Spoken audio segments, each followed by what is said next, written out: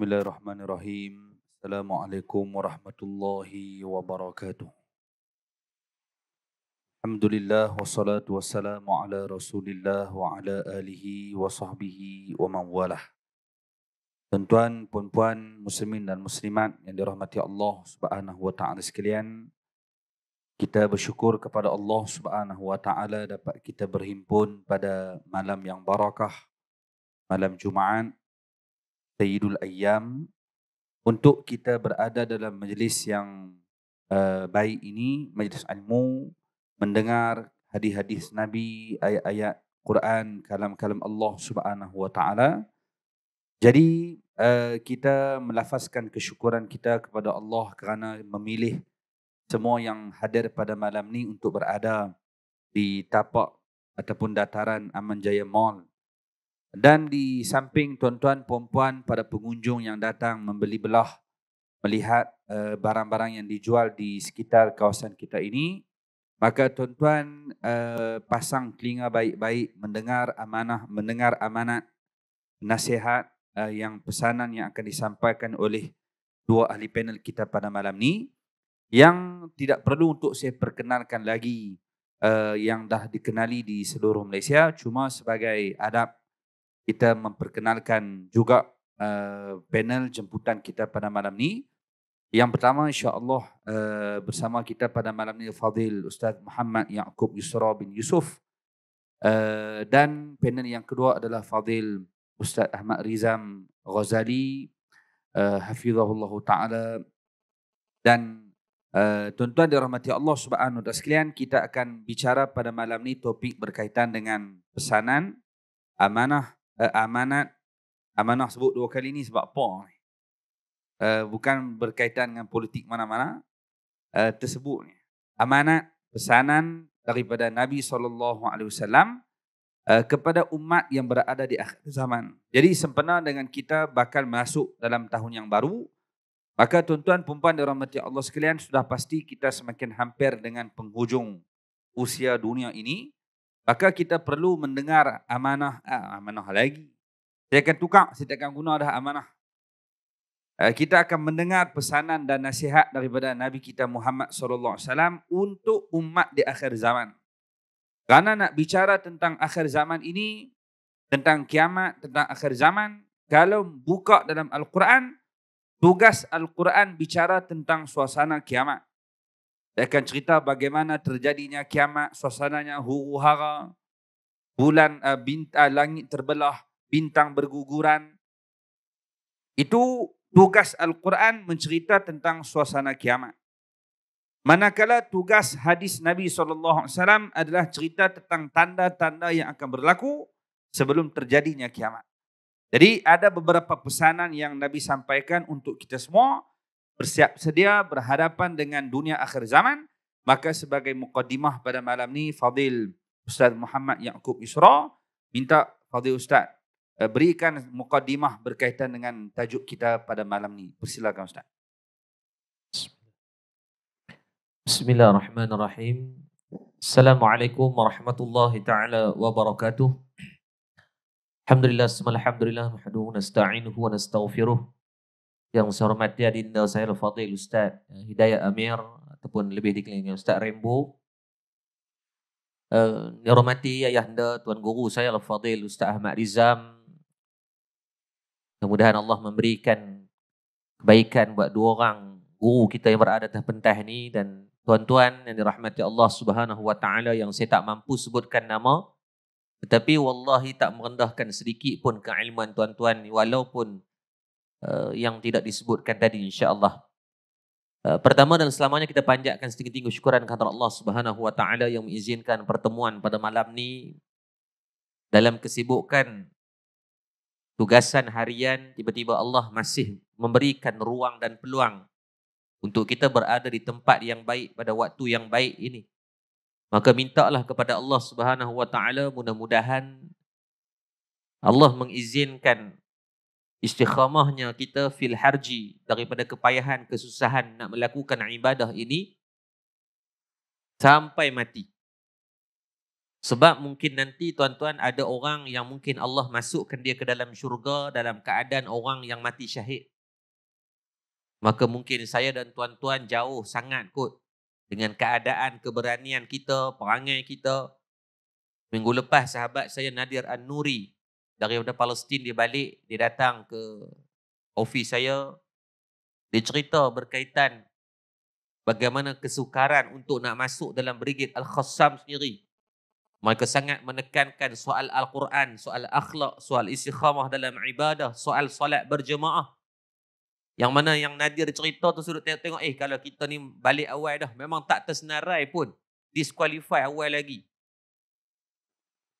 Mungkin ada orang yang Allah masukkan dia ke dalam syurga kelak dengan asbab. Dia banyak bersedekah. Kita dalam bab sedekah ni tuan-tuan, tambah-tambah main hujung-hujung bulan ni, Allahu Rabbi.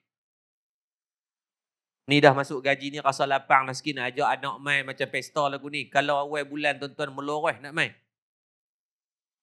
Anak isteri kita, abang jomlah kita pergi Madrasah Ilmu Ustaz. Kita tengok-tengok Allah Aman Jaya Mall. Nak main pun rasa segan. Maka mungkin kita bukan kategori orang yang mungkin Allah akan masukkan syurga dengan asbab sedekah jariah. Maka mintalah kepada Allah mudah-mudahan dengan asbab istikhamah. Al-ibadatu fil harji. Beribadah ketika Allah mendatangkan ujian, kepayahan, mihnah, tribulasi ini sebagai medan yang memberatkan timbangan amal untuk dimasukkan semua ke dalam syurga Allah Subhanahu wa taala. Saya doakan mudah-mudahan semua yang ada malam ni termasuk pengunjung-pengunjung yang datang walaupun niatnya nak shopping pun tapi dengar juga majlis ilmu ni, mudah-mudahan telinga yang mendengar itu menjadi saksi di hadapan Allah Subhanahu wa taala atas mujahadah kalian insya-Allah. Amin ya rabbal alamin. Amin dulu. Hadirin muslimin muslimat rahmati Allah Subhanahu wa taala. Bila mana kita menyebut tentang wasiat Nabi SAW tentang umat akhir zaman. Yang pertama kita kena faham siapakah umat akhir zaman. Ya Ustaz, kita lah. Ya, kita memang umat akhir zaman. Bahkan kita bukan sekadar umat akhir zaman, kita disebut sebagai umat akhir zaman. Kerana taklif ataupun tanggungjawab permulaan declaration umat akhir zaman itu adalah bermula daripada malam baginda Nabi SAW menerima wahyu yang pertama. The moment Nabi ditabalkan sebagai Rasul, maka permulaan itulah dia panggil kickstart. Permulaan daripada declaration kita semua sebagai umat akhir zaman. Bila Nabi lantik menjadi Rasul? Kalau sekarang 1444. Maka tambah lagi dengan 13 tahun. Kerana 13 tahun sebelum Nabi berhijrah. Maka 1444 tambah dengan 13 tahun bersamaan dengan 1457. 1457 tahun. Gelaran umat akhir zaman itu telah tertimpa kepada kita semua. Maka tidaklah layak kepada yang dah 1000 tahun ke atas itu hanya digelar dengan umat akhir zaman. Bahkan yang selayaknya adalah umat akhir zaman. Atau bahasa mudah ni dia panggil clearance stock lah. Ujung-ujung buah-buah lah ni. Macam karnival ni lah, mai tuan-tuan mai waktu mai 2-3 hari bulan ujung-ujung nanti. Bila tarikh lah kan 1 ke 2 tuan-tuan mai tengok biasanya orang akan jual lebih murah. Clearance stock lah sebab mungkin dah cover dah overhead apa semua. So ujung-ujung ni daripada nak buat balik stok, baik jual murah kepada orang tak apa lagi. Maka begitulah istilah yang digambarkan sehingga kan ada satu hadis yang disebutkan di dalam kitab 40 hadis peristiwa akhir zaman yang dihimpunkan oleh Syekh Abu Ali Al-Banjari ataupun almarhum Tuan Guru Syekh Fahmi Zamzam menyebut tentang kata Nabi SAW kepada sahabat. Nabi kata, sayusibu ummati da'ul umami. Nantinya umat aku akan terhimpun dan tertimpa dengan penyakit-penyakit da'ul umami. Penyakit-penyakit umat yang terdahulu. Sahabat tanya, ya Rasulullah, wa ma da'ul umami? Apakah penyakit umat-umat yang terdahulu? Maka di antara salah satu penyakit yang kata baginda Nabi SAW, al-ashar wal bataru, penyakit yang terlalu banyak berseronok. Hadirin muslimin muslimat rahmati Allah Subhanahu wa taala. Islam bukan agama yang menghalang. Tetapi Islam, agama yang memberi jalan dan memberikan panduan. Itu semua benda tak boleh. Tak, bukan tak bagi. Tapi ada panduan dia. Nak dengar lagu, maka beringat, bukan semua lagu kita boleh layan dah. Ada lagu-lagu yang berunsur ketuhanan, yang buat kita dekat dengan Allah, maka dapat pahala bila kita dengar. Kerana Nabi pernah duduk dalam satu majlis yang mana adanya irama-irama, adanya khasidah yang memberikan halwa telinga.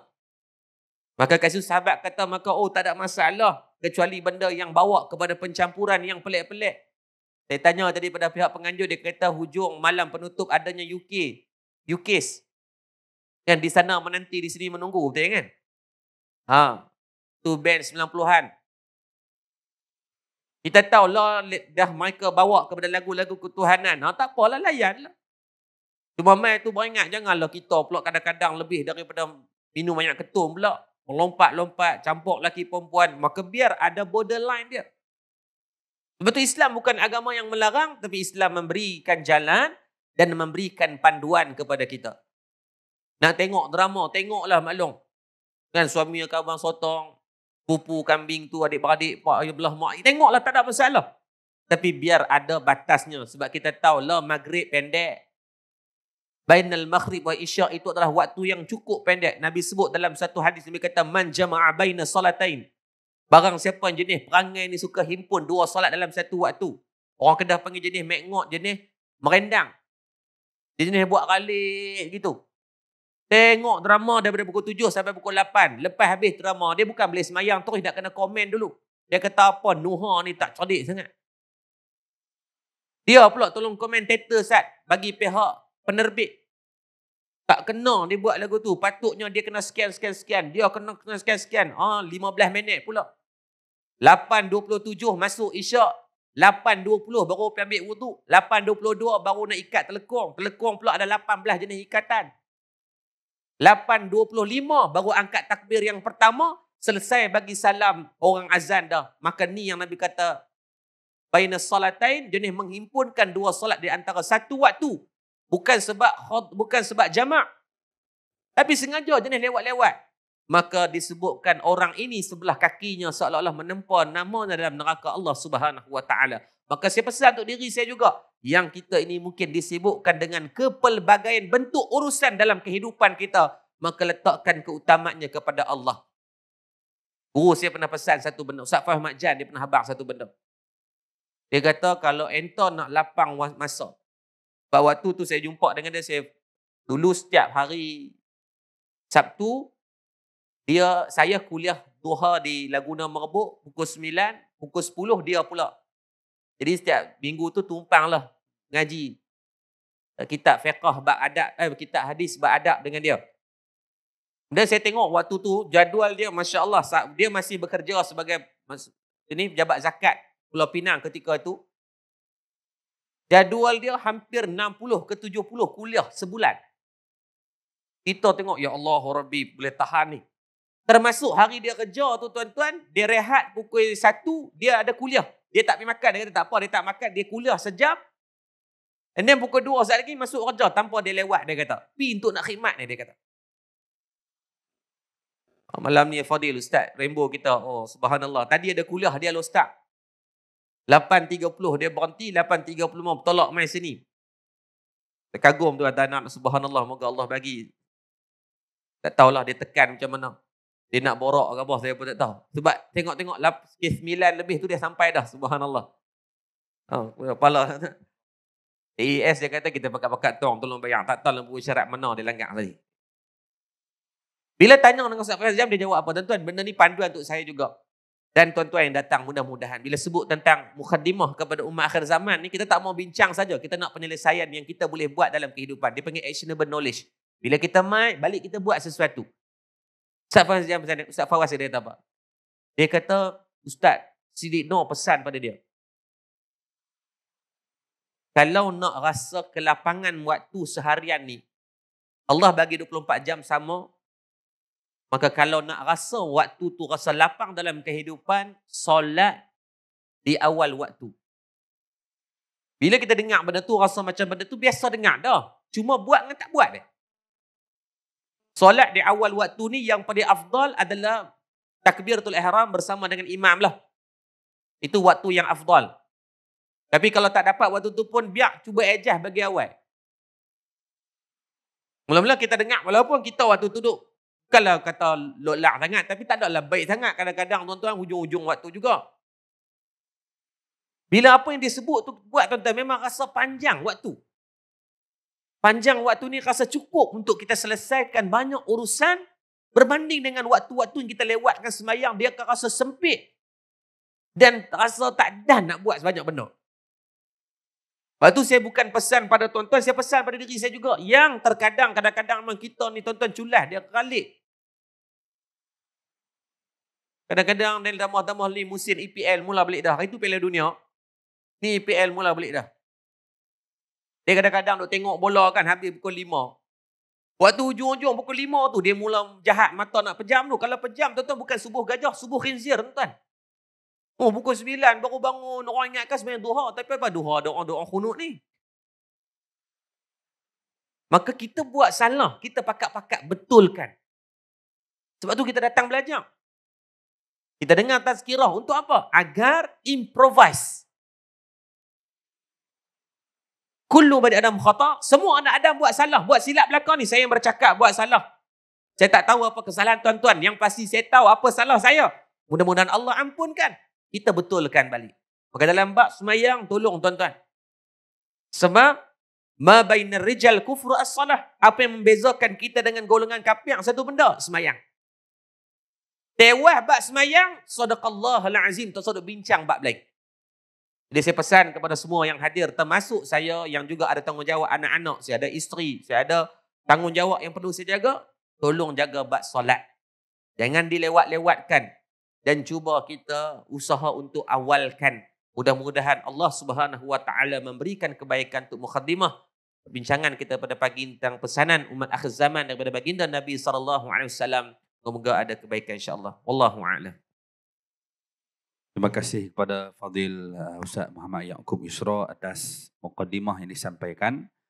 Tuan-tuan, puan-puan, ibu, ayah-ayah, pengunjung yang hadir pada malam ni, antara yang kita dapat dalam kupasan tadi adalah solat adalah benteng dan kekuatan utama bagi umat Islam.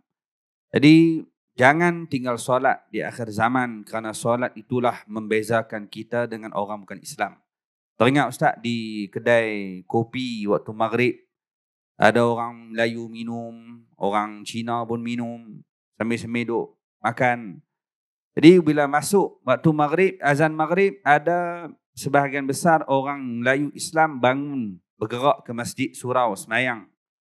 Tapi ada segelintir yang masih duduk di tempat yang sama, minum kopi, main dam, main telefon, menyembang.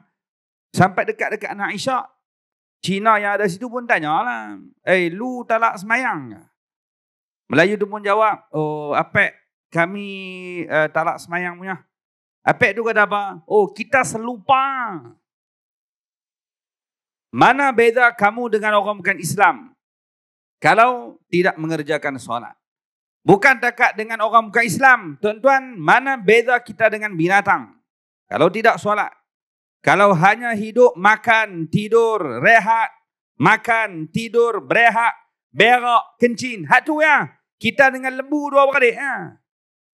Kalau yang tu saja. Jadi, mukadimah yang baik disampaikan tadi, tuan-tuan, benda banyak nak disembang, yang penting jaga solat di akhir zaman. Jadi, kita nak berpindah kepada panel kita yang kedua, Fadil Tuan Guru Ustaz Ahmad Rizam, hafizahullah ta'ala, yang akan berikan juga pesanan dan nasihat untuk kita mendengar apa yang kita perlu buat untuk kita berhadapan dengan akhir zaman berdasarkan pesanan Nabi SAW. Di akhir zaman ni berlaku macam-macam. Tanda-tandanya berbagai. Jadi kita minta Fadil Ustaz berikan pesanan kepada kita semua yang hadir pada malam ni tentang persediaan kita untuk kita berhadapan dengan suasana yang penuh genting dunia di akhir zaman ini. Dipersilakan Ustaz.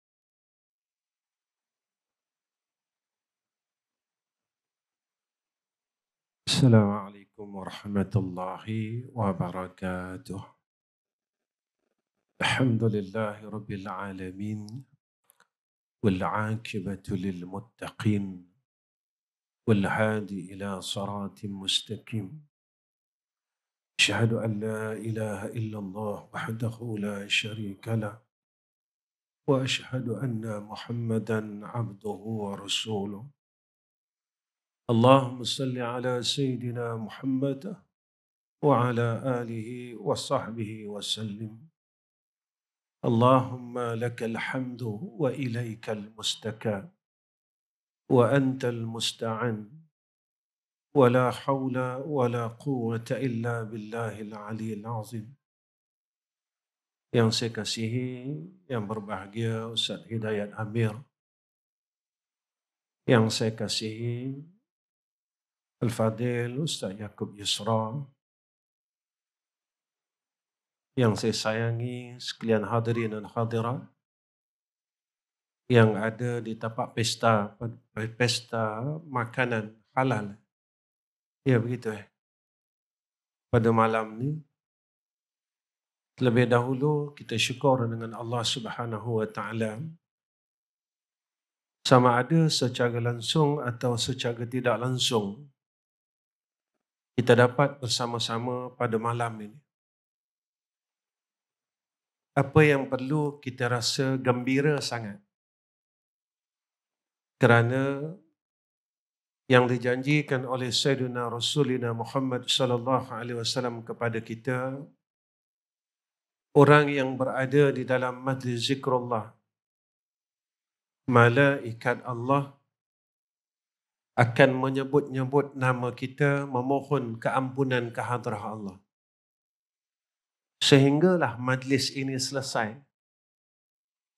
Kita kena bersyukur kerana malaikat sedang menyebut-nyebut nama kita. Malaikat sedang menyebut-nyebut nama kita di hadapan Allah Rabbul Jalal. Ya Allah, ampunkan dosa fulan bin fulan. Ampunkanlah dosa fulan bin fulan, ya Allah. Ampunkanlah dosa fulan bin fulan, ya Allah. Maka sebab itu, kita harus bergembira pada malam ini. Apakah mungkin ini adalah malam yang pertama atau malam yang terakhir nama kita disebut oleh malaikat dan dimintakan keampunan kepada Allah Subhanahu wa taala selama mana saya dan tuan-tuan berada dalam majlis ini. Pada kita macam tak ada apa-apa majlis ni, tetapi pada Allah dan pada sekalian malaikat Allah dan seluruh makhluk yang ada di darat dan di laut, di bumi dan di langit, adalah satu perkara yang besar, kerana ia satu rahmat daripada Allah Subhanahu wa taala. Seperti mana yang disebut kepada kita tentang tajuk pesanan Sayyidina Rasul kepada kita tentang akhir zaman. Saya nak bawa diri saya dan semua yang mendengar, tak kiralah tuan-tuan mendengar secara langsung atau tidak secara langsung. Mudah-mudahan kita dapat mengambil sedikit iktibar dan pengajaran.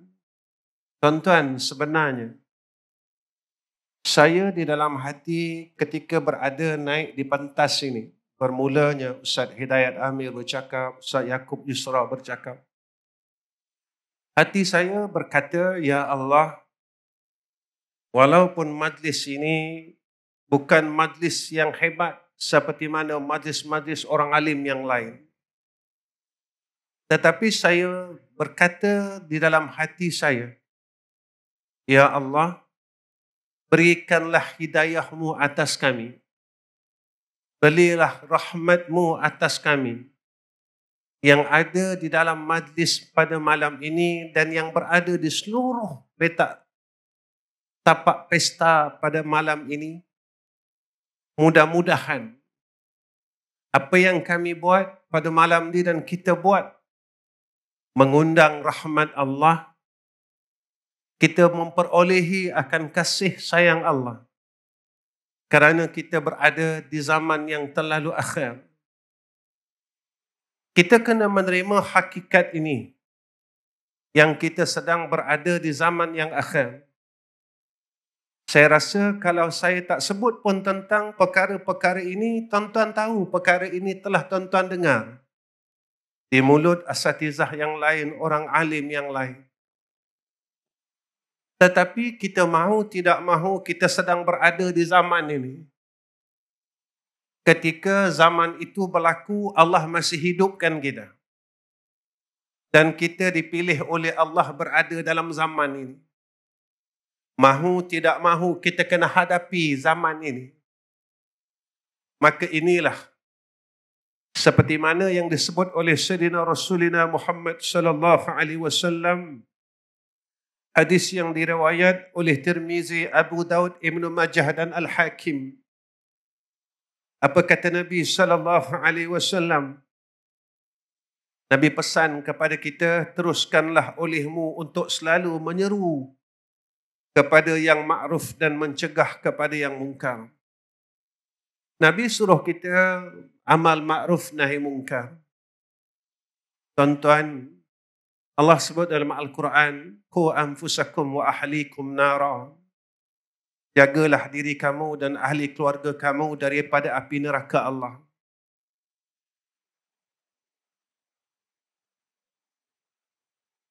Bila sebut tentang neraka Allah, bukan satu perkara mainan, tuan-tuan. Satu tempat yang diceritakan oleh Sayyidina Rasul yang tak ada kenikmatan langsung. Sehingga kan Allah nyatakan dalam surat As-Sajadah, wa ammal ladzina fasaku fama'wahumun nar kullama aradu an yakhruju minha u'idhu fiha wa qila lahum zuqu 'azaban nar alladhi kuntum bihi tukadzibun. Orang yang fasik, kata Allah, dalam dunia mereka buat salah tapi mereka lupa minta ampun. Dalam dunia mereka buat silap tapi mereka lupa minta ampun. Sehinggalah Allah panggil, Allah jemputnya menghadap hadrah Allah. Mereka ini yang Allah sebut dalam Al-Quran orang yang fasik. Tuan-tuan, tak ada siapa yang tak pernah buat salah. Tak ada siapa yang tak pernah buat silap. Tetapi Allah sangat sayang kepada orang yang kembali kepada Allah. Seorang suami buat silap pada isterinya. Seorang isteri buat silap pada suaminya. Seorang ayah buat silap pada anak-anak dia. Seorang anak buat silap pada mak dan ayahnya. Seorang jiran buat silap pada jirannya. Mungkin kita duduk pada bidang yang lain. Kita buat silap dalam kerja kita, dalam perniagaan kita, dalam apa aspek yang kita ceburi. Silap tetap silap. Sehingga Allah sebut dalam Al-Quran, Inna Allah yuhibbut tawabina wa yuhibbul mutatahirin. Yang Allah nak tengok kepada kita, kita minta tak ampun dengan Allah. Kita nak tak mengaku kesalahan kita dengan Allah. Jika mana kita degil dan kita sombong dengan kesilapan kita, pada waktu itu tempat kita tidak ada pilihan melainkan neraka Allah. Wa ammal ladzina fasaku fama'wahumun nar. Ketika Allah campakkan kita ke dalam nerakanya yang apinya terlalu dahsyat, yang kita tak boleh gambarkan kesakitan ahli neraka itu. Bagaimana yang boleh diceritakan ahli neraka ini terlalu sakit? Wa ammal ladzina fasaku fama'wahumun nar. Ini Allah gambarkan kepada kita. Kullama aradu ay yakhruju minha.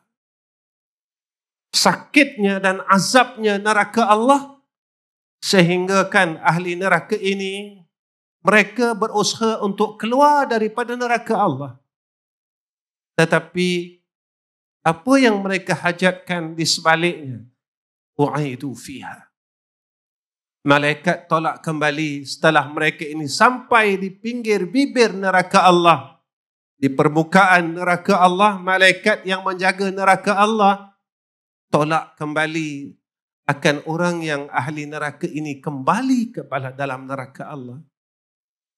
Lalu malaikat berkata kepada orang yang ingin keluar daripada neraka Allah ini, Zuqu azaban naril ladzi kuntum bihi tukazzibun.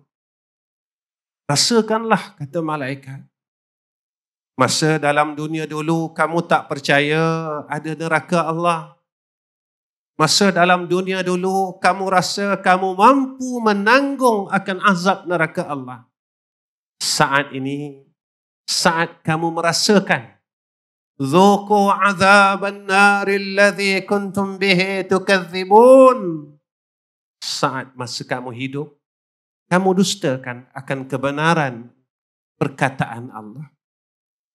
Sebab itu Allah pesan dekat kita, peliharalah diri kita dan anak isteri kita, kerabat kita daripada api neraka Allah. Nabi suruh kita amal ma'ruf nahi munkar. Sampai Nabi kata kita jumpa zaman itu. Apa zaman itu? Kata Nabi SAW. Nabi kata,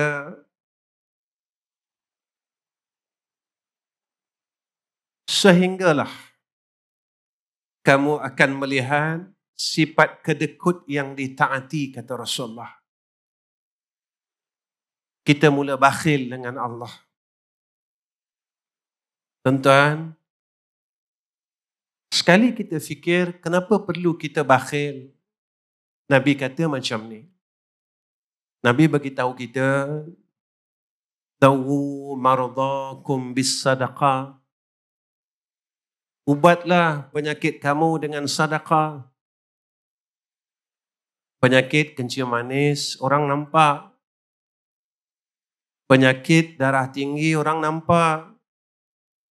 Penyakit gout orang nampak. Tetapi penyakit sombong, besar diri, selalu kata diri kita baik, tak pernah buat salah, kita tak pernah nampak pun. Kalau kita sakit kencing manis, semua orang kesian kat kita. Orang akan bagi takziah, orang akan cadangkan ubat. Tetapi penyakit sombong dalam diri kita, tak siapa pun nak bagi cadangan ubat. Kita buat salah dengan Allah bertahun-tahun, tak ada siapa pun nak pimpin kita. Yang cadangkan doktornya, yang cadangkan ubatnya. Kita salah bertahun-tahun, kita degil dengan Allah. Kita tak mau sujud dengan Allah. Kita engkar dengan perintah Allah. Tak ada siapa pun nak pimpin kita. Semua orang biarkan kita. Tapi bila orang dengar kita sakit, masuk hospital, semua orang akan kesiankan kita. Orang datang jumpa kita, bawa hamper dan sebagainya. Tetapi bila kita sakit batiniah kita, hati yang mula membengkak dengan sifat kesombongan, hati yang mula membengkak dengan sifat ujub dan riak, hati yang mula membengkak dengan sifat tidak mahu rasa bersalah dengan Allah, tak ada siapa pimpin kita. Semua orang biarkan kita. Semua orang buat tak pedulikan kita. Nabi bagi satu ubat dekat kita. Nabi kata, dawu maradakum bis sadaqah. Kalau kita sakit, sedekahlah. Saya pergi ke masjid-masjid, saya cakap dengan jamaah masjid. Apa salahnya tuan-tuan pergi masjid? Allah tak minta banyak pun. Allah bagi kita banyak. Sebulan RM3,000, RM4,000. Ada orang yang Allah bagi sampai RM10,000. Tapi berapa senkah yang kita pulangkan kembali kepada Allah? Berapa ringgitkah kita mampu kembalikan kepada Allah? Dan kita lupa, Duit yang ada di kocik-kocik kita dan di akaun-akaun kita adalah anugerah daripada Allah. Rezeki itu dari Allah. Kita lupa sihat yang ada pada kita kurnia Allah. Saya bagi tahu orang masjid, apa salah tiap-tiap kali kita pergi masjid, Allah tak minta banyak pun. Masuklah RM1 dalam tabung masjid. Kita cakap dengan Allah macam ni, tuan-tuan. Ya Allah, RM1 yang aku masuk dalam tabung masjid ini, aku niatkan untuk aku bayar bil api masjid ini, ya Allah. Mudah-mudahan dengan aku terangkan rumah engkau, besok kalau aku mati yang aku tak tahu pun aku mati bila, aku berharap kepada engkau, ya Allah, mudah-mudahan kubur aku besok teranglah. Sebab apa tuan-tuan kena buat macam tu? Kita bukan orang yang kuat semayang malam. Kita bukan orang yang kuat baca Quran. Kita bukan orang yang kuat semayang sunat. Kita bukan orang yang kuat untuk berselawat, berzikir, bertahmid. Tetapi Allah bagi kita jalan yang mudah untuk kita buat baik. Kalau kita engkar jalan ni, kalau kita tak ambil peduli jalan ni, kalau kita tak nak pandang jalan ni, Allah sebut dalam Quran, At-Takathur. Alhaakumut takathur hatta zurtumul maqabir. Allah kata dekat kita, tuan-tuan, ini pesanan Allah. Kalau nasihat daripada Allah kita tak ambil, kita nak pakai nasihat siapa? Kalau pesanan daripada Allah kita tak peduli, kita nak dengar cakap siapa? Apa kata Allah? Cilakalah orang yang masa hidupnya sibuk dengan kemuliaan dunia, sibuk dengan mencari urusan dunia sehingga dia lupa akhirat. Sampailah tubuh dia, jasad dia, orang usung pergi kubur. Sebab itu ulama pesan dekat kita, besok apa yang kita sibukkan pada hari ini sebenarnya jika kita tak bawa kepada agama, dia akan jadi sia-sia. Nabi kata, besok kalau anak Adam ni mati, 2 tinggal, 1 ikut. Apa 2 yang tinggal? Tungkus lumus kita, bersungguh-sungguh kita cari harta dunia ni tinggal. Kenderaan kita, rumah kita tinggal. 2, kawan-kawan kita. Orang di sekeliling kita semua akan tinggalkan kita. Tetapi yang akan ikut kita amal saleh. Dalam satu hadis diceritakan kepada kita tentang kelebihan Quran. Bila semua orang dah balik, ada seorang pemuda dalam kubur kita. Kita terkejut, tuan-tuan. Kita tanya, kamu siapa? Maka dia kata, akulah. Yang dulu semua orang kawan kau yang semua orang tinggalkan, tetapi engkau je tak tinggalkan aku. Kata pemuda ni. Kita tanya lagi, cakaplah, kamu siapa? Akulah kawan kamu. Kita tanya lagi, cakaplah. Maka dia bagi tahu, akulah Quran. Masa hidup, semua orang tinggalkan aku. Tapi engkau je tak pernah tinggalkan aku. Masa dalam hidup, semua orang tak pedulikan aku. Tapi engkau aja yang ambil peduli dengan aku. Saya tanya diri saya dan tuan-tuan bertanyalah dalam diri tuan-tuan semuanya. Bilakah hari terakhir kita membaca Al-Quran? Bilakah hari terakhir kita memegang Mashaful Quran? Bilakah hari terakhir kita memandang Al-Quran. Tuan-tuan, sibuk manalah kita, jangan tinggalkan kalam Allah. Sesibuk manalah kita dengan dunia ni, jangan tinggalkan Quran. Sebab Nabi dah bagi tahu macam tu, semua orang akan tinggalkan kita, tetapi Quran tidak akan tinggalkan kita. Carilah kawan, tuan-tuan, dalam kubur. Isteri tinggalkan kita, anak-anak tinggalkan kita. Tuan-tuan pun perasan tak? Akhir zaman ini ramai orang mati. Sekejap kita dengar kawan kita dah pergi. Sekejap kita dengar orang ni mati. Sekejap kita dengar orang ni meninggal. Itu giliran mereka. Kita ada giliran kita. Bila? Semua orang tak tahu. Saya ada masa saya dan tuan-tuan ada masa tuan-tuan. Jangan sampai masa itu datang, kita tidak bersiap sedia dengan masa tersebut. Kemudian Nabi pesan kepada kita, sehingga sampai satu saat Nabi kata, apabila hawa nafsu itu ditaati, kita dah mula ikut nafsu kita. Nafsu ni tuan-tuan, Allah sebut dalam Quran, sesungguhnya nafsu amarah ini nafsu yang jahat. Bila ajak buat baik, dia lari. Bila ajak buat benda baik, dia memberontak. Bila ajak buat baik, dia mula tak mau. Sampai Allah sebut dalam Quran, ya ayyatuhan nafsul mutmainnah, wahai diri yang tenang. Diri yang tak dikongkong dengan nafsu amarah ini, dia tenang. Macam mana diri yang tenang? Bila dia ajak semayang, dia tenang. Ajak baca Quran, dia tenang. Ajak selawat, dia tenang.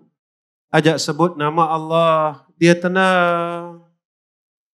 Tapi ketika nafsu kita tak serasi dengan kebaikan, jaga-jagalah. Sebab nafsu amarah ini masih lagi dijanjikan oleh Allah akan neraka Allah. Tuan-tuan, Allah bagi kita umur ini, tandanya Allah bagi kita masa. Gunailah masa yang baik. Pakailah masa yang dengan baik. Sebab apa tuan-tuan? Macam inilah. Kita dengar selalu dalam Al-Quran, فَمَنْ يَعْمَلْ مِثْقَالَ ذَرَّةٍ خَيْرًا يَرَهُ وَمَنْ يَعْمَلْ مِثْقَالَ ذَرَّةٍ شَرًّا يَرَهُ. Benda baik Allah balas, benda jahat Allah balas. Setiap amalan yang baik, malaikat catat. Jangan lupa tuan-tuan, malaikat sebelah kanan kita. Setiap perkara kejahatan, kemungkaran yang kita buat, kemaksiatan yang kita buat, malaikat sebelah kiri akan catat. Dan fitrah manusia, kita akan melupakan kesalahan kita. Tetapi kena ingat, Allah tak pernah lupa kesalahan kita. Ingat tu tuan-tuan, saya kena ingat, tuan-tuan kena ingat. Allah tak pernah lupa kesilapan kita. Allah tak pernah lupa salah dan silap kita. Besok, dekat padang mahsyar, kesilapan dan kesalahan kita akan didedahkan oleh Allah. Kemudian apa kata Nabi SAW?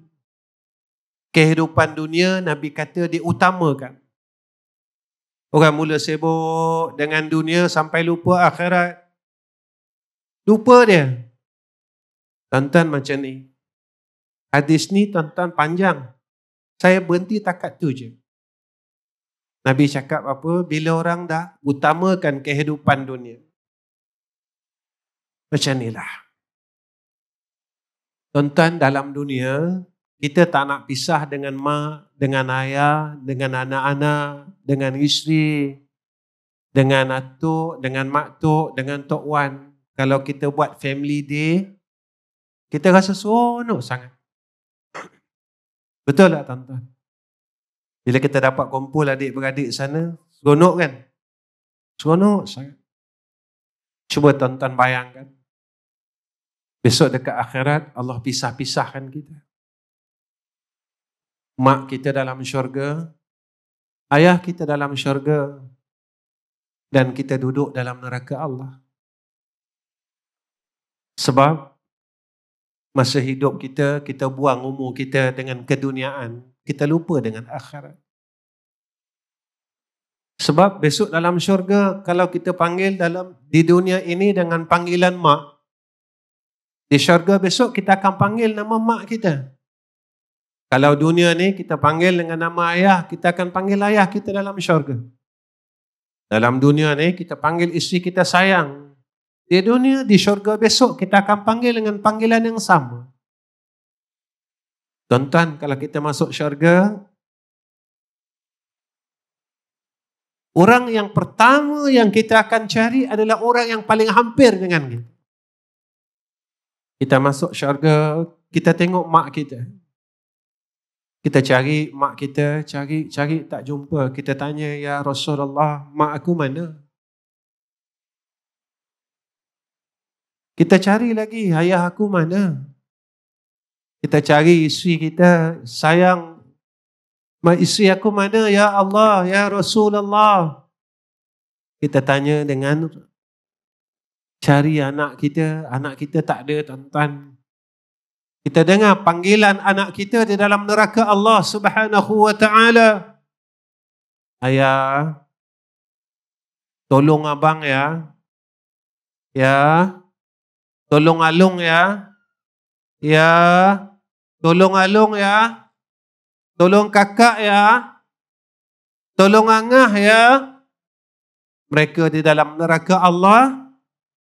Masa dalam dunia, mereka tak semayang, mereka tak tutup aurat, mereka tak dengar pun cakap kita. Mereka lawan cakap seorang ayah, lawan cakap seorang ibu.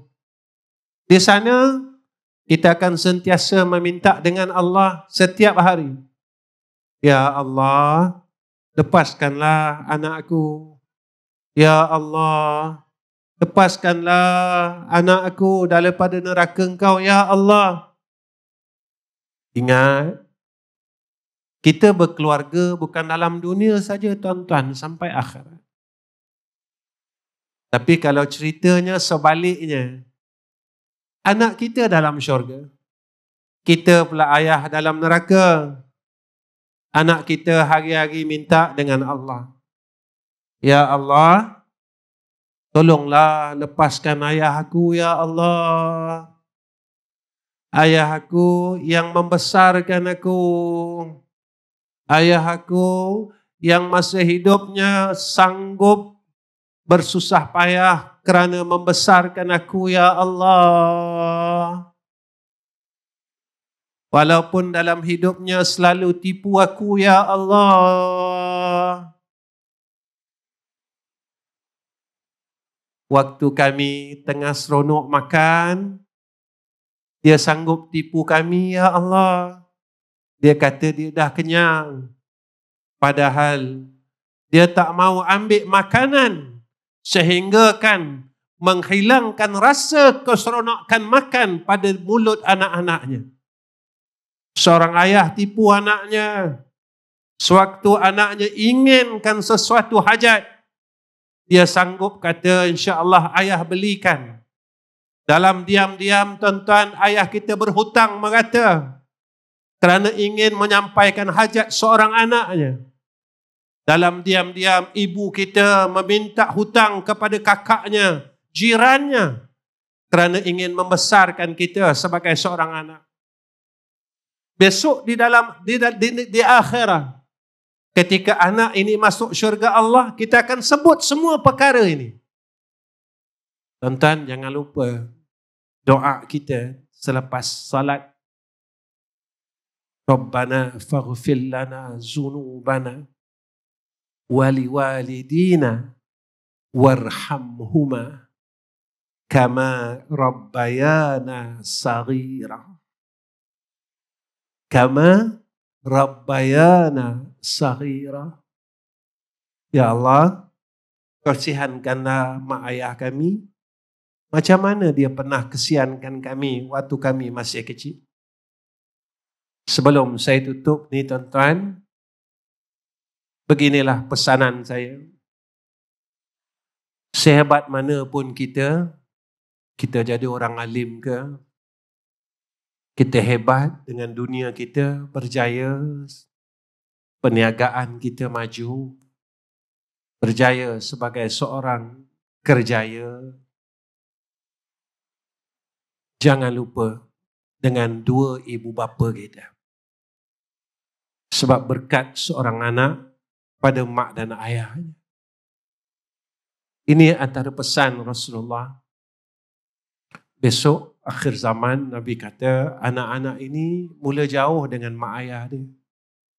Dan mereka lebih dekat dengan kawan. Kenapa Nabi cakap macam tu? Saya seorang ayah, Ustaz Hidayat seorang ayah, Ustaz Yaakob seorang ayah.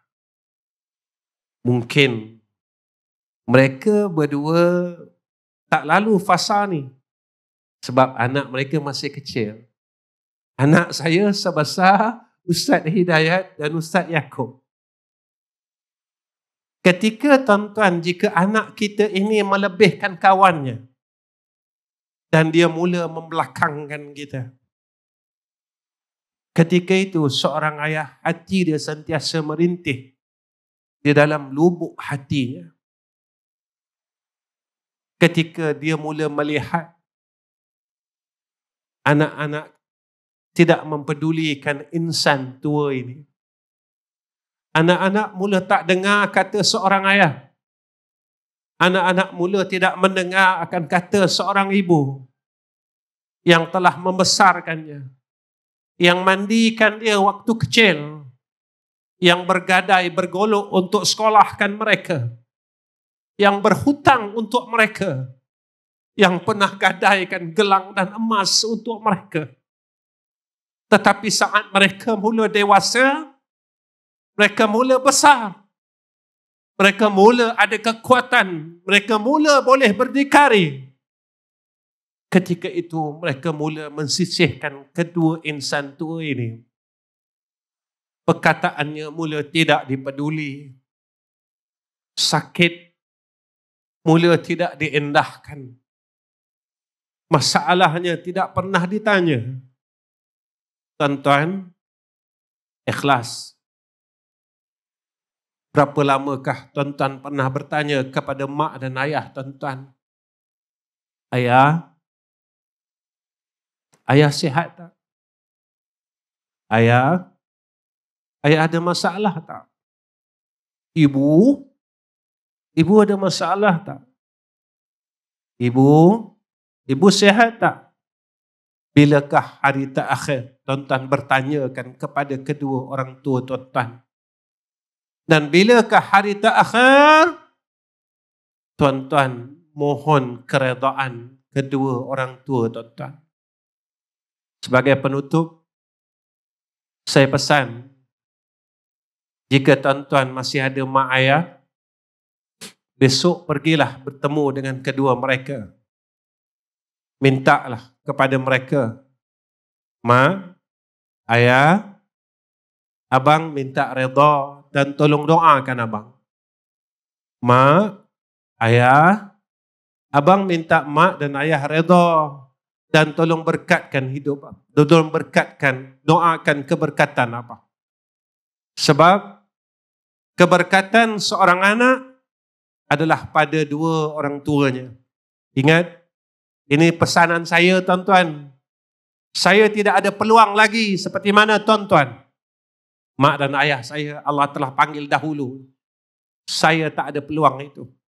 Dan tuan-tuan yang ada peluang itu, pergilah. Kalau tuan-tuan nak berjaya dunia akhirat, pergilah kepada mak dan ayah tuan-tuan. InsyaAllah tuan-tuan akan berjaya.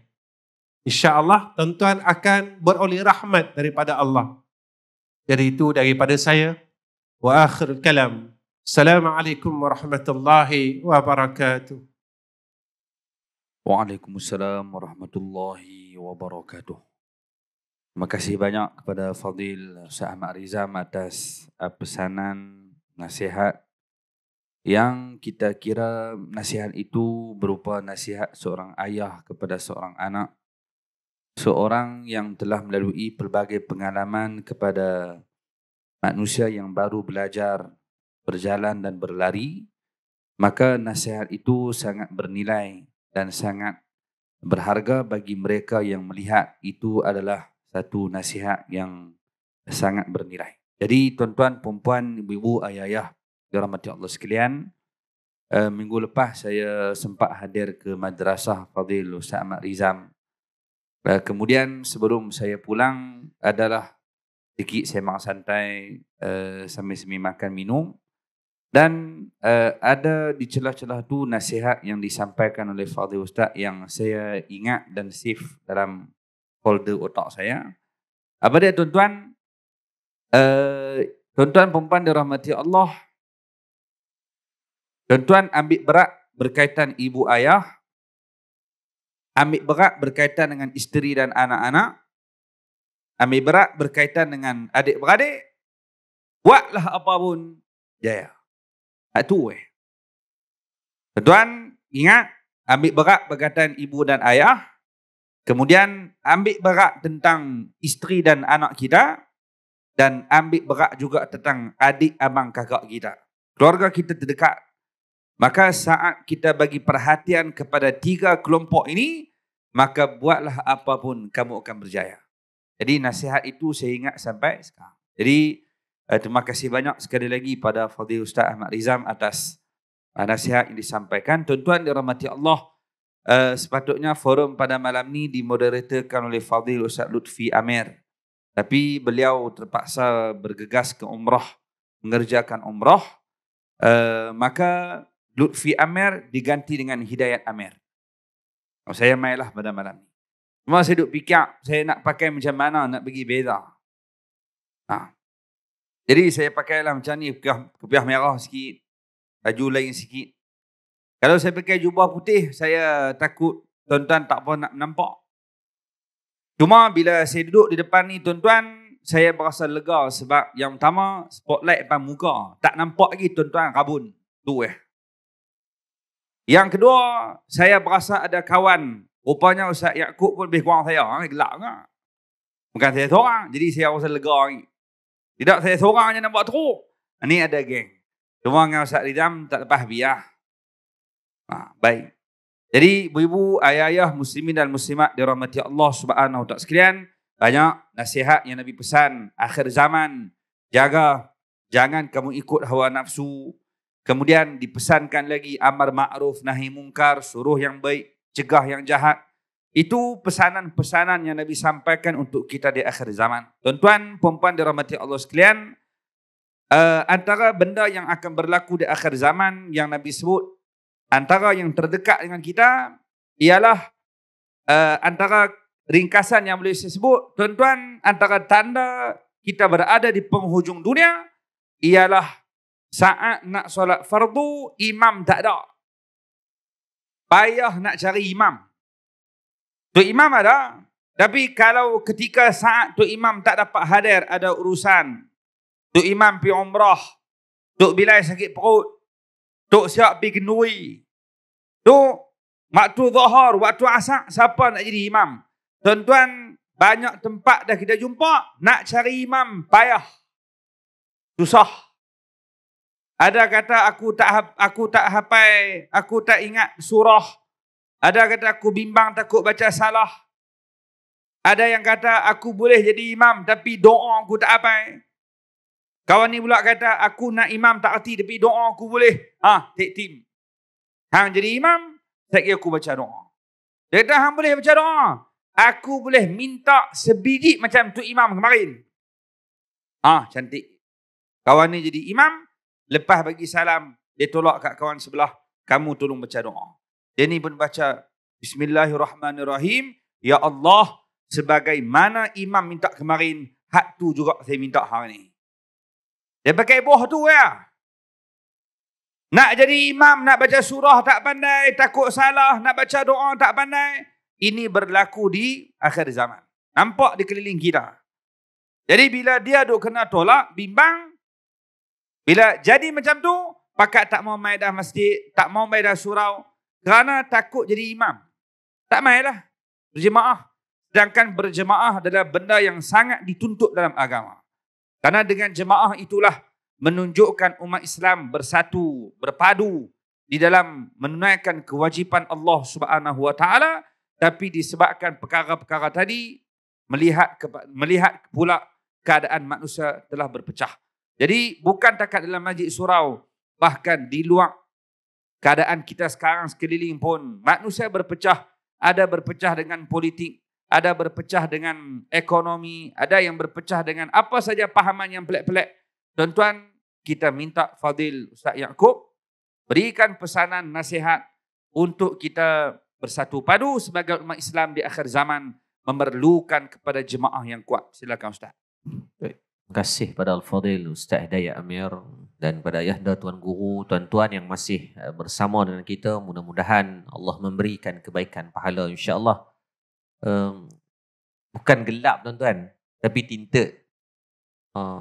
Kataan tu salah. Ni tak ada lah gelap sangat ni sebab tak buka tinted lagi. InsyaAllah lepas JPJ.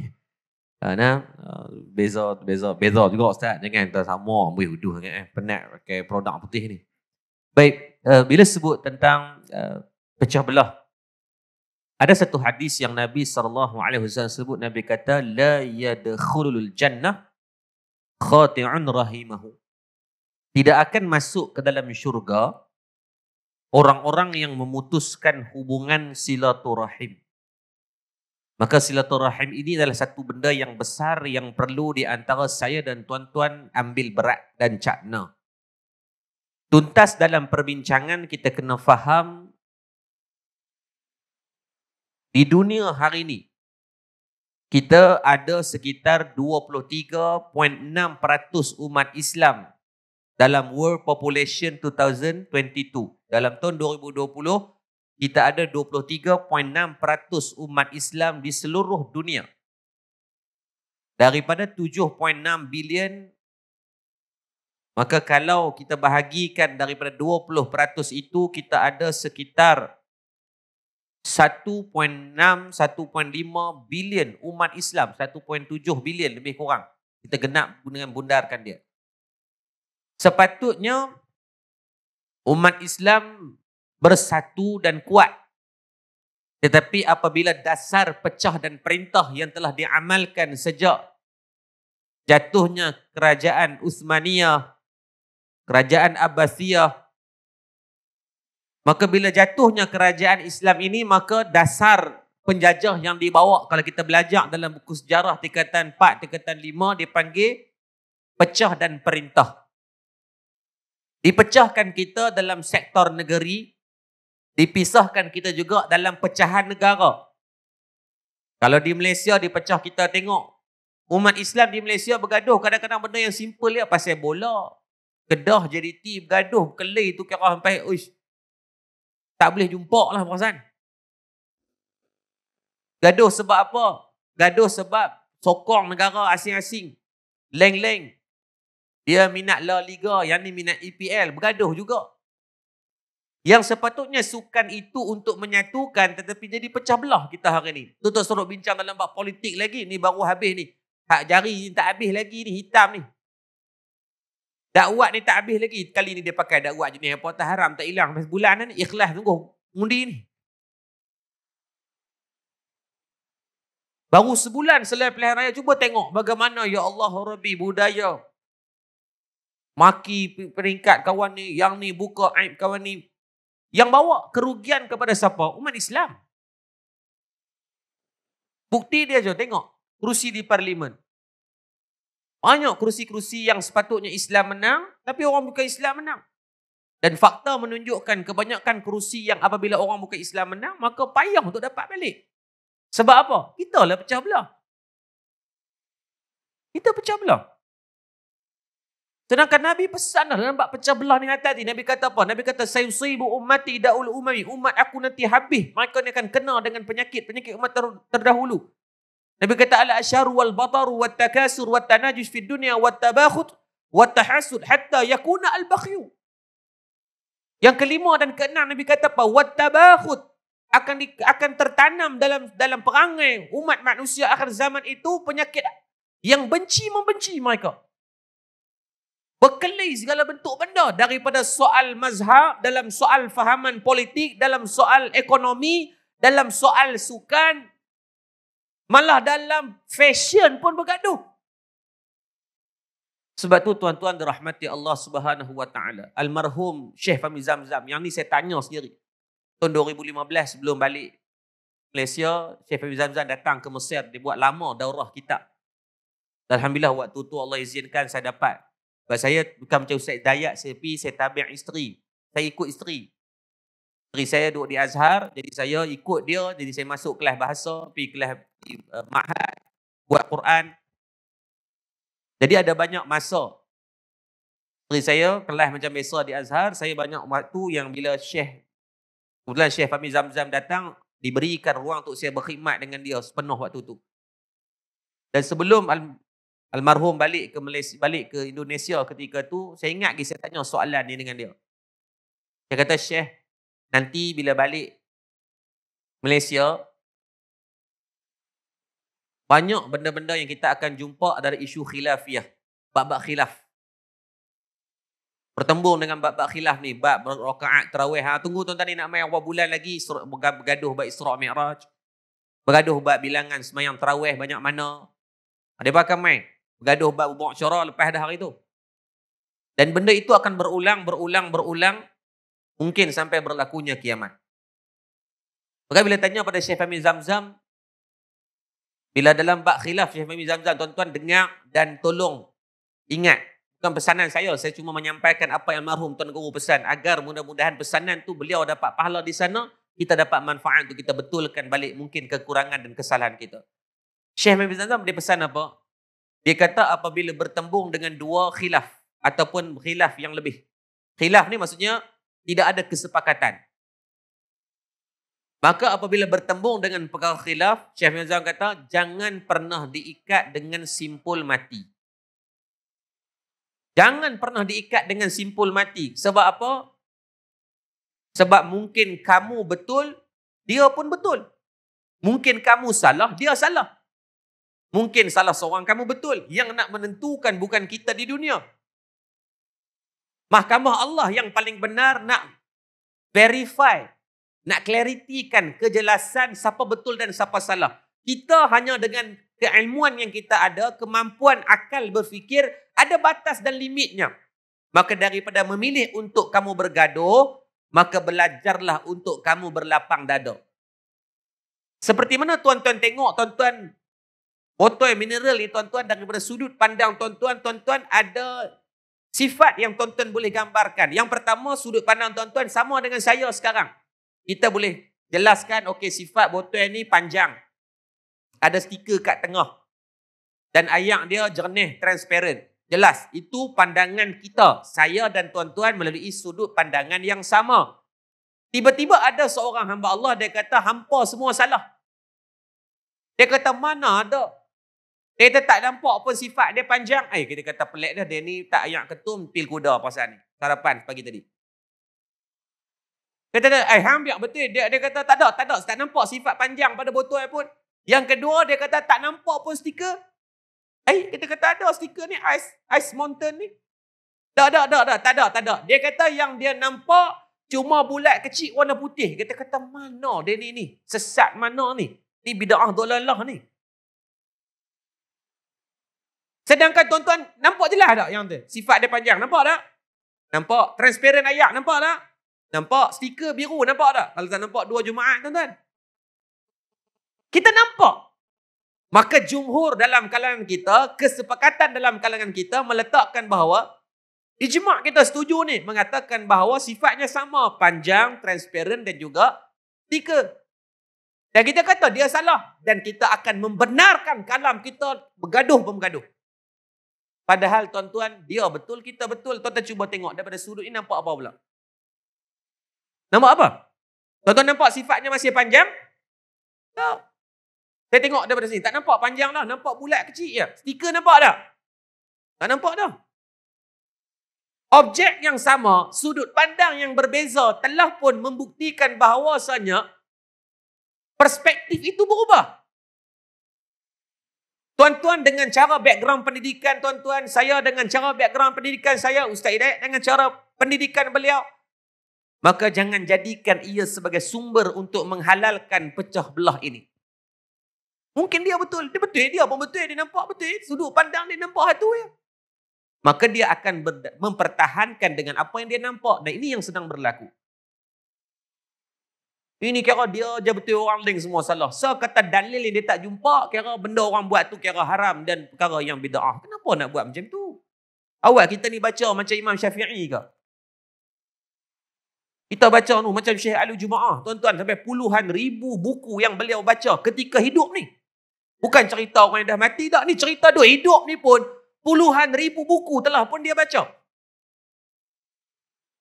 Kita tuan-tuan baca Facebook banyak.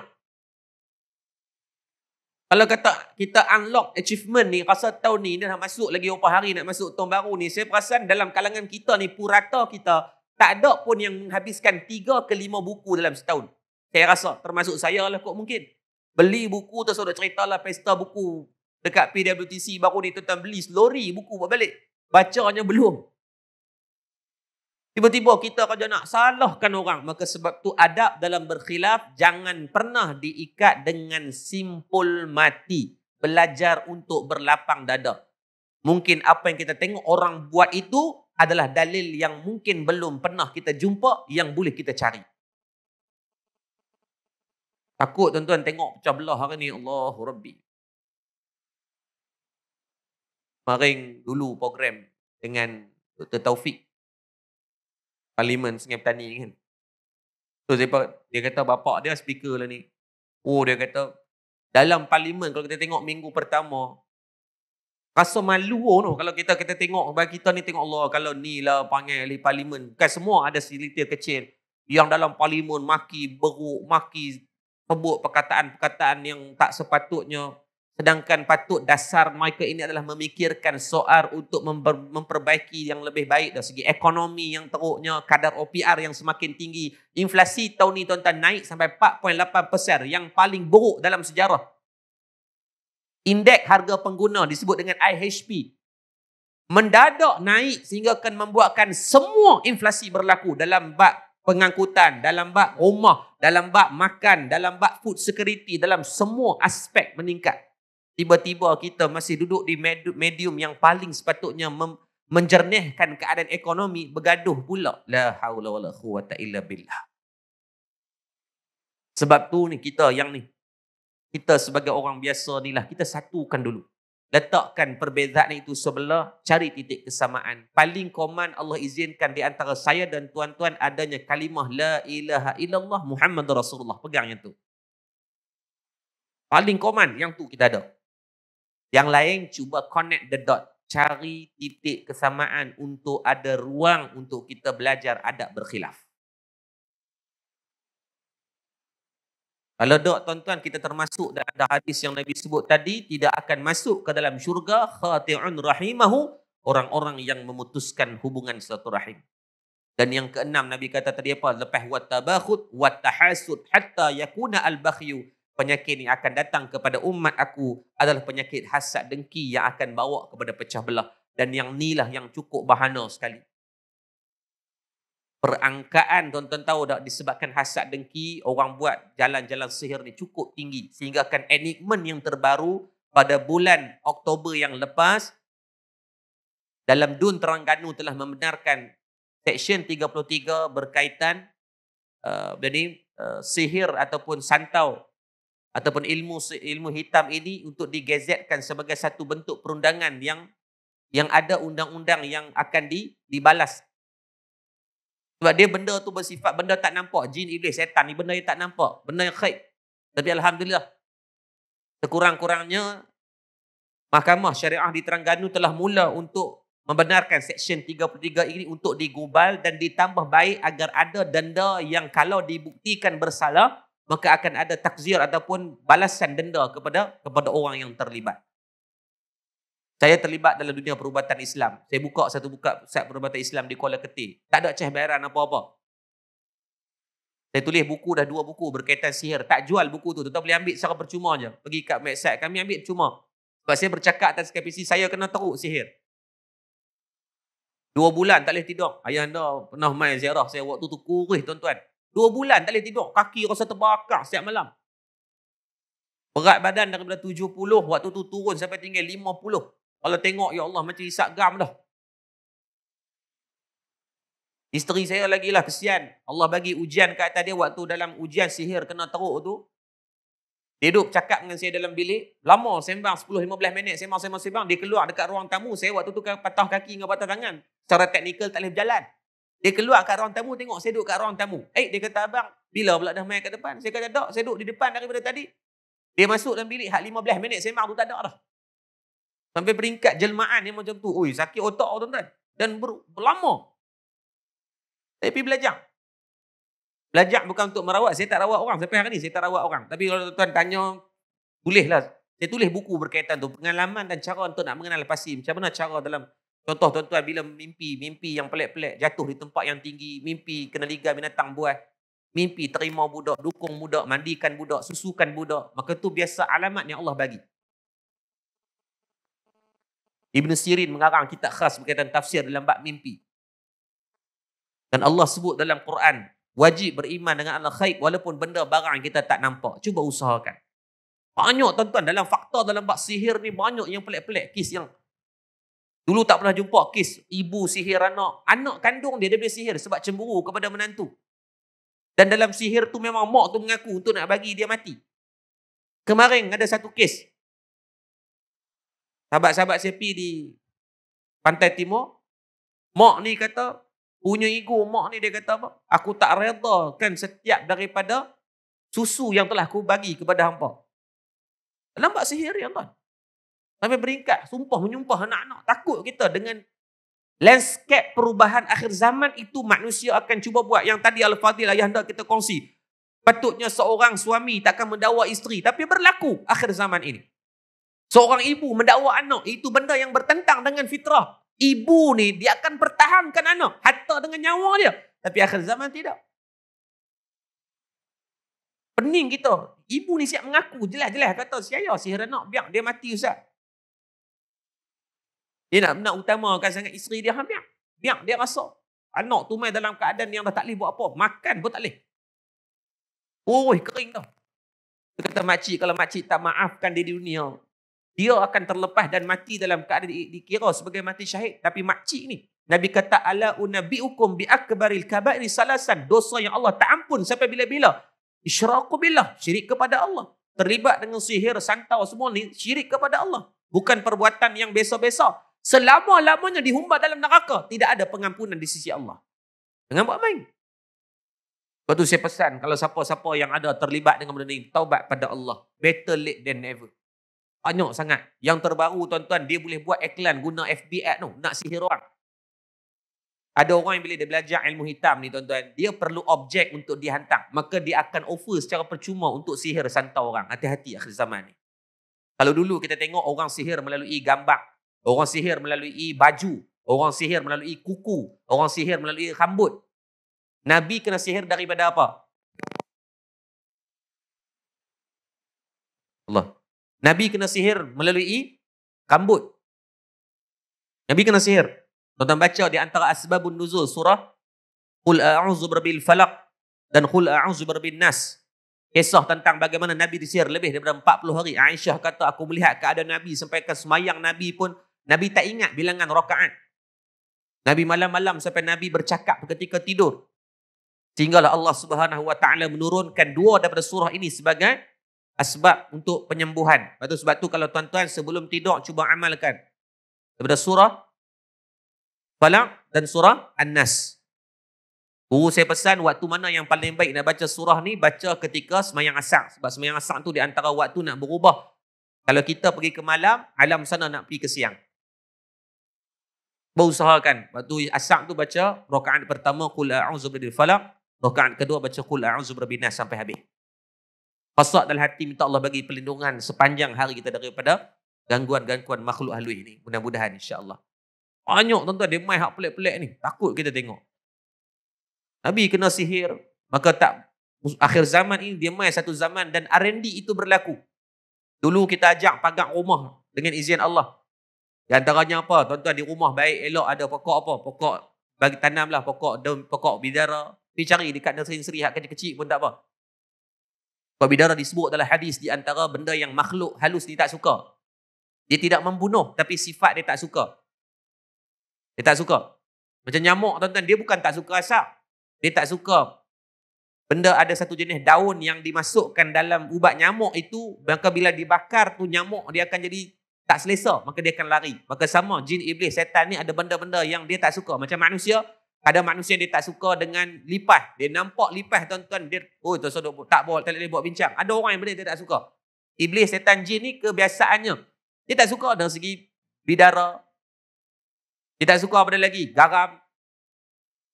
Itu dalam kaedah rawatan Islam biasa diguna benda-benda yang sebagai alat. Sebagai alat. Bukan benda tu yang memberi kesembuhan. Tak. Allah mengizinkan tapi menggunakan dia sebagai alat. Jangan berjabat dengan amal kata alat tu yang daun bidara tu lah yang bagi kesembuhan. Tak. Bukan dengan garam tu. Tak. Bukan dengan limau tu. Tak. Macam orang sedekah, dia kata ustaz sedekah buat kami kaya. Bukan dengan sebab sedekah kamu kaya. Tak. Allah yang memberikan rezeki kepada kamu. Mungkin dengan asbab sedekah kamu. Hati-hati. Lah ni banyak guru-guru dia ajak. Cikgu-cikgu bisnes dia kata apa? Nak kaya, banyakkan sedekah. Maka orang tu sedekah. Sebab apa dia sedekah? Sebab nak kaya. Bukan nak redha Allah dah. Tu kata berhati-hati dalam bab berjabat dengan amal. Bila berjabat dengan amal, menghilangkan yang memberi kesan, yakni Allah. Maka bimbang-bimbang itulah permulaan syirik-syirik khafi. Maka dalam bab pecah belah, dia bermula dengan kebencian, wa tahasud hatta yakuna al-bakhyu, dia main yang kedua, hasad dengki. Maka tuan-tuan, siapa yang mungkin terlibat, minta ampun pada Allah. Kalau buat kepada manusia, minta maaf kepada manusia tersebut. Dan kalau mungkin cek balik, majoriti orang-orang lama, saya ulang, majoriti orang-orang lama, orang-orang dulu, biasanya ada sarak badan. Biasanya ada ilmu-ilmu pendinding diri ni. Banyak jumpa. Esok ni kami buat di tempat saya, kita buat himpunan pesilat-pesilat Malaysia. Lebih daripada 30 persatuan pesilat kebangsaan akan main di sini. Banyak saya jumpa orang silat ni banyak. Mereka ambil syarat tubuh. Dulu kita tengok penampak orang mati. Ada, memang ada ilmu tu ada. Tapi dia main peringkat umur tua, dia makan diri. Kena buang. Kita tak salahkan orang dulu. Saya jumpa banyak gila kes orang dulu lama dulu. Mereka ni baik. Semayang tak tinggal. Tak ada buat nanya ke orang. Sedekah, Quran baca. Tapi dia berdamping dengan benda tu sebab mungkin zaman dia. Zaman tu ayah yang syiar belum sampai. Dia tak tahu benda tu syirik kepada Allah. Dia ambil belah hantu raya untuk jaga kebun dia. Ya. Untuk nak pegang tanah dia. Disik baru ni. Kampung tu dia buka. Dan dia bagi pada dia buat bagi elok apa semua menggunakan khidmat khadam hantu raya ni. Buka kampung tu, dia bagi orang duduk tanpa dia cah apa-apa. Tapi ingat matlamat tak menghalalkan cara. Cuma bila tanya dia kata dia tak tahu. Dia tak tahu, dia semayang, jaga, dia semua apa semua. Tapi alhamdulillah dengan izin Allah sebelum dia meninggal, kita tempat untuk selesaikan benda tu. Alhamdulillah lah. Kita bimbang mati dalam keadaan tak selesai. Itu hati-hati. Akan sebab tu dalam bab pecah belah dengan perasaan hasad ni tuan-tuan, dia istilahnya macam kanser. Macam barah. Lagi lama tuan-tuan pendam, lagi berat masalah tu akan datang. Ayak ni tuan-tuan, saya pegang dia 3 saat saya tak rasa penat. Tapi ni 10 saat saya pegang ni saya dah mula rasa dekat siku ni, rasa lengoh. Kalau pegang seminit tuan-tuan dia mai sampai ke bau.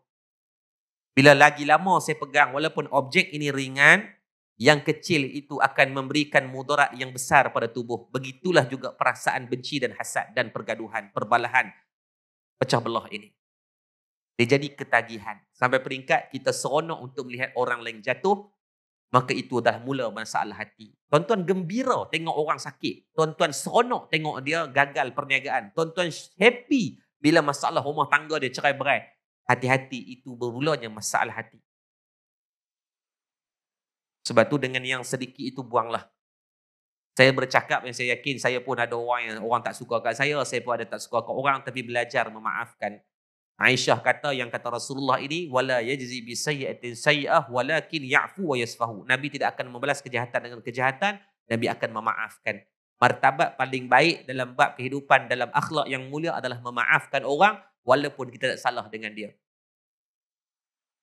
Nabi pernah bersumpah dalam perang Uhud untuk balas kejahatan yang dibuat kepada Sayyidina Hamzah, kepada Mus'ab bin Umar.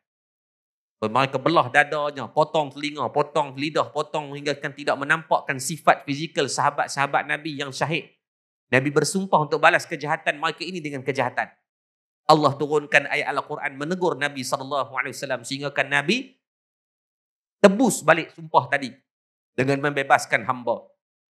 Nabi kata, Allah kata apa? Allah kata kalau kamu balas, kamu hanya dapat satu kebaikan. Kalau kamu maafkan, Allah bagi dua kebaikan. Maka malam ni, sebelum kita balik, tuan-tuan, saya pesan untuk diri saya juga, kita saling belajar memaafkan. Sebab tuan-tuan, tidak ada ubat yang lain untuk dalam bab pecah belah daripada belajar memaafkan orang lain. Kadang-kadang kena belajar agak panggil orang politik ni, tuan-tuan. Mereka kemarin maki hang aku, hari ni boleh naik peluk cium mulut atas pentas tu. Jangan buat main. Kemarin baru duk dengar hak ni kata kat aku, hak ni kata kat hang, hak ni kata kami tak terlibat, hak ni kata Allah Rabbi. Esok tengok lain dah. Kadang-kadang kena belajar kot dengan depa. Bukan suruh jadi macam depa dah. Tapi depa punya murni hati tu tak tahulah masing-masing ada konflik of interest kepentingan dia dengan Allah. Cuma dalam bab tu kita tengok kagum. Kalau kata saya tak boleh saya tak. Kemarin baru duk maki hang aku, tiba-tiba hari ni boleh duk relax peluk salam hang aku, kira kemas. Dalam bab tu kita puji sikit. Orang politik ni bila mereka tipu, dia kira seni politik. Kalau kita orang biasa, kalau nipu, dia kira kaki kencing, tuan-tuan. Maka jangan jadi ahli politik lah. Karena jadilah orang yang beriman di atas muka bumi Allah, yang memaafkan orang lain di atas kesalahan orang kepada kita, walaupun kita tak bersalah dengan dia. Mudah-mudahan Allah memberikan cantuman yang baik dalam adab berkhilaf untuk menyatu padukan kita balik insya-Allah di atas sekurang-kurangnya di atas satu kalimah la ilaha illallah Muhammadar Rasulullah. Jadi sekarang itu dulu. Assalamualaikum warahmatullahi taala wabarakatuh. Waalaikumsalam warahmatullahi wabarakatuh. Terima kasih pada Fadhil Ustaz Yaakob atas kupasan dan pesanan disampaikan sebentar tadi. Tuan-tuan, bila sebut tentang hasad, hadis Nabi SAW mengatakan innal hasada ya'kulul hasanat kama ta'kulun narul hataba. Sesungguhnya hasad dengki ini ia memakan amal-amal soleh, amal-amal kebaikan kita umpama api memakan kayu kering. Tuan-tuan, himpunkan daun kering, himpun kayu kering, cucuh tengok. Tak dan 5 minit, cerah. Cepat. Dia hasad yang disebutkan tadi ni tuan-tuan, dia melihat orang lain mendapat nikmat dan dia mengharapkan nikmat yang ada pada orang tersebut dihilangkan. Dia tengok orang kaya, dia mengharapkan kekayaan kaum tadi hilang. Dia tengok ada orang dapat berjaya dalam perniagaan dan sebagainya, dia harapkan perniagaannya runtuh. Dia tengok ada orang rumah besar, dia harap pencuri masuk, rompak bagi miskin. Ni hasad. Tapi kalau sekadar penyakit yang lain pada tu tuan-tuan, ada orang dia tengok orang lain dapat nikmat, dia mengharapkan orang tu hilang nikmat tersebut. Itu hasad, bahaya. Tapi kebanyakan tempat kita ni tuan-tuan, dia tengok orang dapat nikmat, dia pun nak agak. Dia tak tengok orang lebih. Dia tengok orang beli kereta, dia pun nak beli agak. Dia tengok orang pecah rumah, dia pun nak pecah agak, renovate. Dia tengok orang beli sofa, dia pun beli. Dia tengok orang beli rantai emas, dia pun beli agak. Tapi dia tidak mengharapkan nikmat orang tu hilang. Dia hanya tak boleh tengok orang lebih. Yang ni bukan penyakit hasad. Yang ni dipanggil gila babi. Kasar sikit lah. Dia tak habis harta, dia tak habis amal, dia habis duit ni. Dia kerja lawan dengan orang. Patutnya kena tengok amal orang. Lawan, bukan tengok harta orang. Bab dunia tengok orang hak rendah. Tapi bab akhirat kena tengok orang yang tinggi. Tengok macam mana orang beramai, aku buat tara mana. Tengok apa amalan orang, aku buat apa. Jadi sebagai penutup, forum kita pada malam ni. Tuan-tuan, perempuan, ibu-ibu, ayah-ayah dirahmati Allah sekalian, cuaca baik dengan bimbang. Kita akan berhenti dalam lebih kurang 11.30. Jadi masa yang penghujung ni, Fadil Tuan Guru Ustaz Ahmad Ridham, kita nak minta Ustaz cerita tentang amal. Tuan-tuan, amal soleh adalah benda yang sangat bernilai di dalam dunia. Sehingga kan orang yang duduk di akhirat, mereka minta nak balik mai ke dunia hanya semata nak melakukan amal. Bahasa kiasannya, tuan-tuan, takkan ada orang patah balik hanya kerana benda yang remeh. Sebagai contoh, lepas habis forum, tuan-tuan singgah kedai makan, minum, makan nasi goreng Pattaya, kena ayak sirap laici. Kemudian balik ke rumah. Gaya nak lena, tiba-tiba suami ni bangun. Cepat-cepat pakai baju, ambil kunci kereta, start balik kereta. Bini dia tanya, abang nak pergi mana ni? Suami dia kata, abang nak pergi kedai makan tadi. Awak, sirap lupa apa habis. Tadi order yang sirap, lupa apa habis. Ada kan? Cepat-cepat bangun daripada tidur, pergi kedai makan, semata-mata nak habiskan nasi goreng yang ada 3 mulut lagi tinggal tadi. Tuan-tuan, kalau hanya kerana sirap yang tak habis, nasi goreng yang belum sempat dihabiskan, kalau kita tinggal kedai makan, kita takkan patah balik dah. Kerana yang kita tinggal tu tak ada nilai. Tinggal-tinggal tu habis. Tapi kalau tadi pun yang kita tinggal, ya kita akan patah balik sebab ada nilai. Tu pun tengok jarak juga. Kalau kedai tu dekat, kita patah balik. Tapi kalau jauh, kita tinggal. Tuan-tuan, tempat yang paling jauh adalah akhirat. Nak mai ke dunia, tak ada siapa boleh patah balik. Tapi itulah yang diminta oleh sekalian manusia. Kami nak patah balik, ya Allah, untuk melakukan amal soleh. Jadi Fadil Ustaz Ahmad Ridham, minta Ustaz berikan pesanan nasihat kepada kami semua. Apakah pesanan Nabi SAW? Apa amalan yang perlu diambil berat di akhir zaman ini sebagai persediaan kita sebelum bertemu dengan Allah Subhanahu Wa Taala. Silakan Ustaz. Alhamdulillahirabbil alamin. Masa pun jam dah 11 suku dalam keadaan masa nak pindah, masa tengah malam. Tuan-tuan bukan ambun. Saya tak kena ambun, tuan-tuan. Tuan-tuan kena ambun. Jadi bila tanya tentang amal salah ini, tuan-tuan, satu pada kali ini saya nak pesan dengan diri saya dah, tuan-tuan. Satu amal salah yang semua orang tak mau pandang benda ni. Dan orang pun tak rasa dia amal salah. Apa dia, tuan-tuan? Nabi sebut macam ni kaedah. Kullu ummati yadkhuluna al-jannah illa man aba. Semua umat aku akan masuk syurga melainkan siapa-siapa yang tak mau. Jadi, tuan-tuan, satu amal saleh yang orang tak mau pandang, orang tak sedar, orang yang tak rasa yang tu amal saleh. Apa dia? Saya baca satu hadis, Nabi kata, "Man la yarham la yurham." Siapa yang tidak ada sifat kasih sayang, maka dia tidak berhak mendapat rahmat Allah. Bila kita ingat kata masalah semayang, meratib, di masjid, yang ni amal salah. Dan ada amal salah yang orang ketinggai, tuan-tuan. Itu kasih sayang. Tuan-tuan, bila Ustaz Daya Amir sebut tentang saya sembang bukan nasihat pun dengan Ustaz Daya Amir masa di sekolah dulu, bina madrasah. Sembang, orang tua sembang, macam tu lah. Benda yang Rasulullah buat sepanjang kehidupan Rasul, kita terlepas pandang, tuan-tuan, iaitu kasih sayang. Kasih sayang. Sampai, tuan-tuan, peristiwa Isra' Mi'raj yang kita nak sambut tak lama lagi. Antara anugerah Isra' Mi'raj ni tuan-tuan, kerana hadiah daripada Allah atas baginda Rasulina Muhammad sallallahu alaihi wasallam, kerana nak gembirakan hati Nabi. Nabi sayang sangat. Dua orang yang dia sayang, yang Nabi sayang, meninggal. Satu, isteri Nabi. Dua, pak menakan Nabi. Tuan-tuan, saya tanya diri saya, tuan-tuan tanya diri tuan-tuan. Nabi satu hari tanya dengan sahabat, Nabi kata, apakah kalian pernah mencium anak-anak kalian?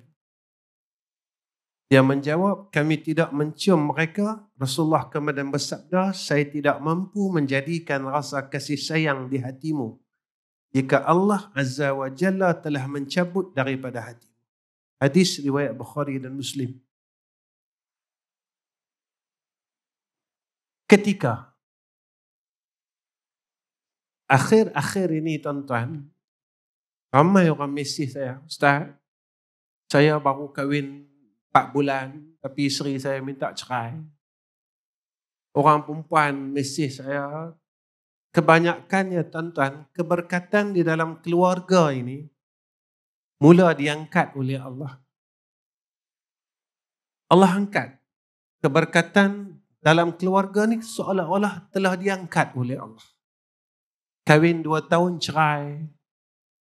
Masalah ini suami saya, isteri saya. Saya tanya diri saya, tuan-tuan tanya dari tuan-tuan. Kita buat tak macam mana yang Nabi buat pada isteri dia? Kalau seorang isteri, dia buat tak macam mana Siti Khadijah buat pada Rasulullah?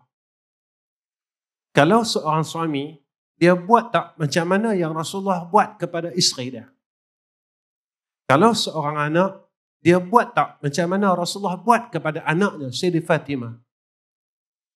Rasulullah cium Sayyidina Fatimah, walaupun Sayyidina Fatimah ini telah besar. Sampaikan ada satu riwayat mengatakan, Siti Fatimah ni dah berkahwin dengan Sayyidina Ali. Rasulullah tanya lagi Siti Fatimah, wahai Fatimah, adakah kamu telah salat? Kata Rasulullah. Fatimah kata, ya Rasulullah, aku dah sembahyang. Aku dah salat. Sayangnya Rasulullah pada isteri dia dan anak-anak dia. Tuan-tuan, yang saya nak bagi tahu dekat diri saya dan tuan-tuan, tolonglah. Benda yang kita tak ambil pandang, kita terlupa benda ni. Saya selalu dalam kuliah, saya sebut, saya takkan cakap benda yang saya tak mau buat. Saya tak buat, saya tak cakap. Umur saya tuan-tuan tak apa hari lagi 54. 2023, saya 54 tahun. Saya masih cium dahi isteri saya lagi tuan-tuan. Kami lebih kurang dekat sebaya. Ya. Saya masih cium lagi dahi isteri saya. Kadang-kadang saya balik kuliah, dia sedang tidur lena tuan-tuan, saya buka bilik, dia sedang tidur. Saya cium dahi dia lagi. Tuan-tuan, Sayyidatina Khadijatul Kubra, satu hari Rasulullah balik. Rasulullah dengar suara orang perempuan menangis, tuan-tuan. Sayangnya, Siti Khadijah kepada Rasulullah balik, Rasulullah dengar suara orang perempuan menangis. Menangis, tuan-tuan, menangis macam budak kecil. Rasulullah tengok, intai, tengok pada Siti Khadijah. Rasulullah tanya kat Siti Khadijah, wahai isteriku, kamu menyesal ke kahwin dengan aku? Sebab dulu kamu kaya, sekarang kamu miskin, satu harta pun tak ada. Apa kata Siti Khadijah, ya Rasulullah, aku bukan menyesal, tapi aku tengah fikir, aku tak ada harta langsung untuk bantu engkau, ya Rasulullah. Besok kalau aku mati, ini wasiat Siti Khadijah pada Rasulullah. Ya Rasulullah, besok kalau aku mati, tulang belulang aku ni laku untuk kau gadaikan.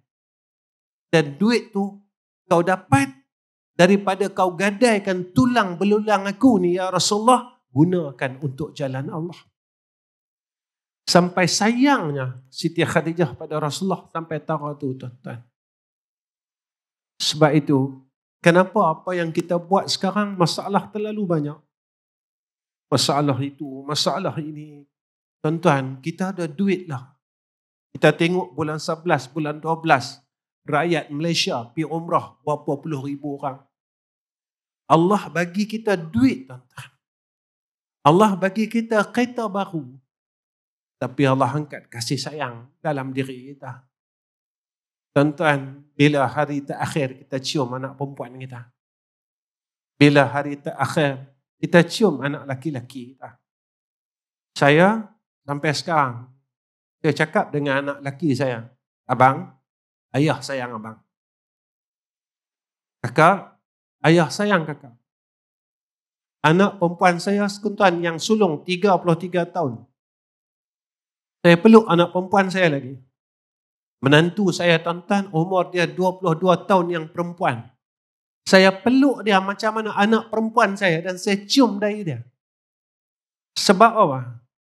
Keberkatan itu bermula daripada rumah. Tuan-tuan, kalau tuan-tuan tak mau masalah yang besar dalam kehidupan tuan-tuan, tolong jaga dua ni. Jaga isteri tuan-tuan, jaga anak tuan-tuan. Sebab apa saya pesan macam tu? Sebab Rasulullah jaga dua benda ni. Rasulullah jaga isteri dia. Macam mana Rasulullah jaga diri dia. Inilah amal saleh yang paling mudah nak buat tapi paling susah diamalkan. Tolonglah jaga anak-anak kita, tuan-tuan. Dan tolonglah lahirkan kasih sayang pada anak-anak kita. Tuan-tuan, jangan tinggalkan mereka. Kalau tuan-tuan mau rahmat Allah, tuan-tuan maukan kasih sayang Allah, tolong jaga dua orang ni. Selain daripada mak dan ayah. Tolonglah tuan-tuan. Jangan tinggalkan mereka. Nescaya hidup kita berkat. Allah akan kurangkan masalah kita. Antara adik-beradik kita takkan bergaduh. Tuan-tuan, ini apa yang saya lalu. Anak-anak saya, dia tak bergaduh antara mereka, tuan-tuan. Ini apa yang saya lalu. Saya cerita dengan tuan-tuan ni, apa yang saya lalu.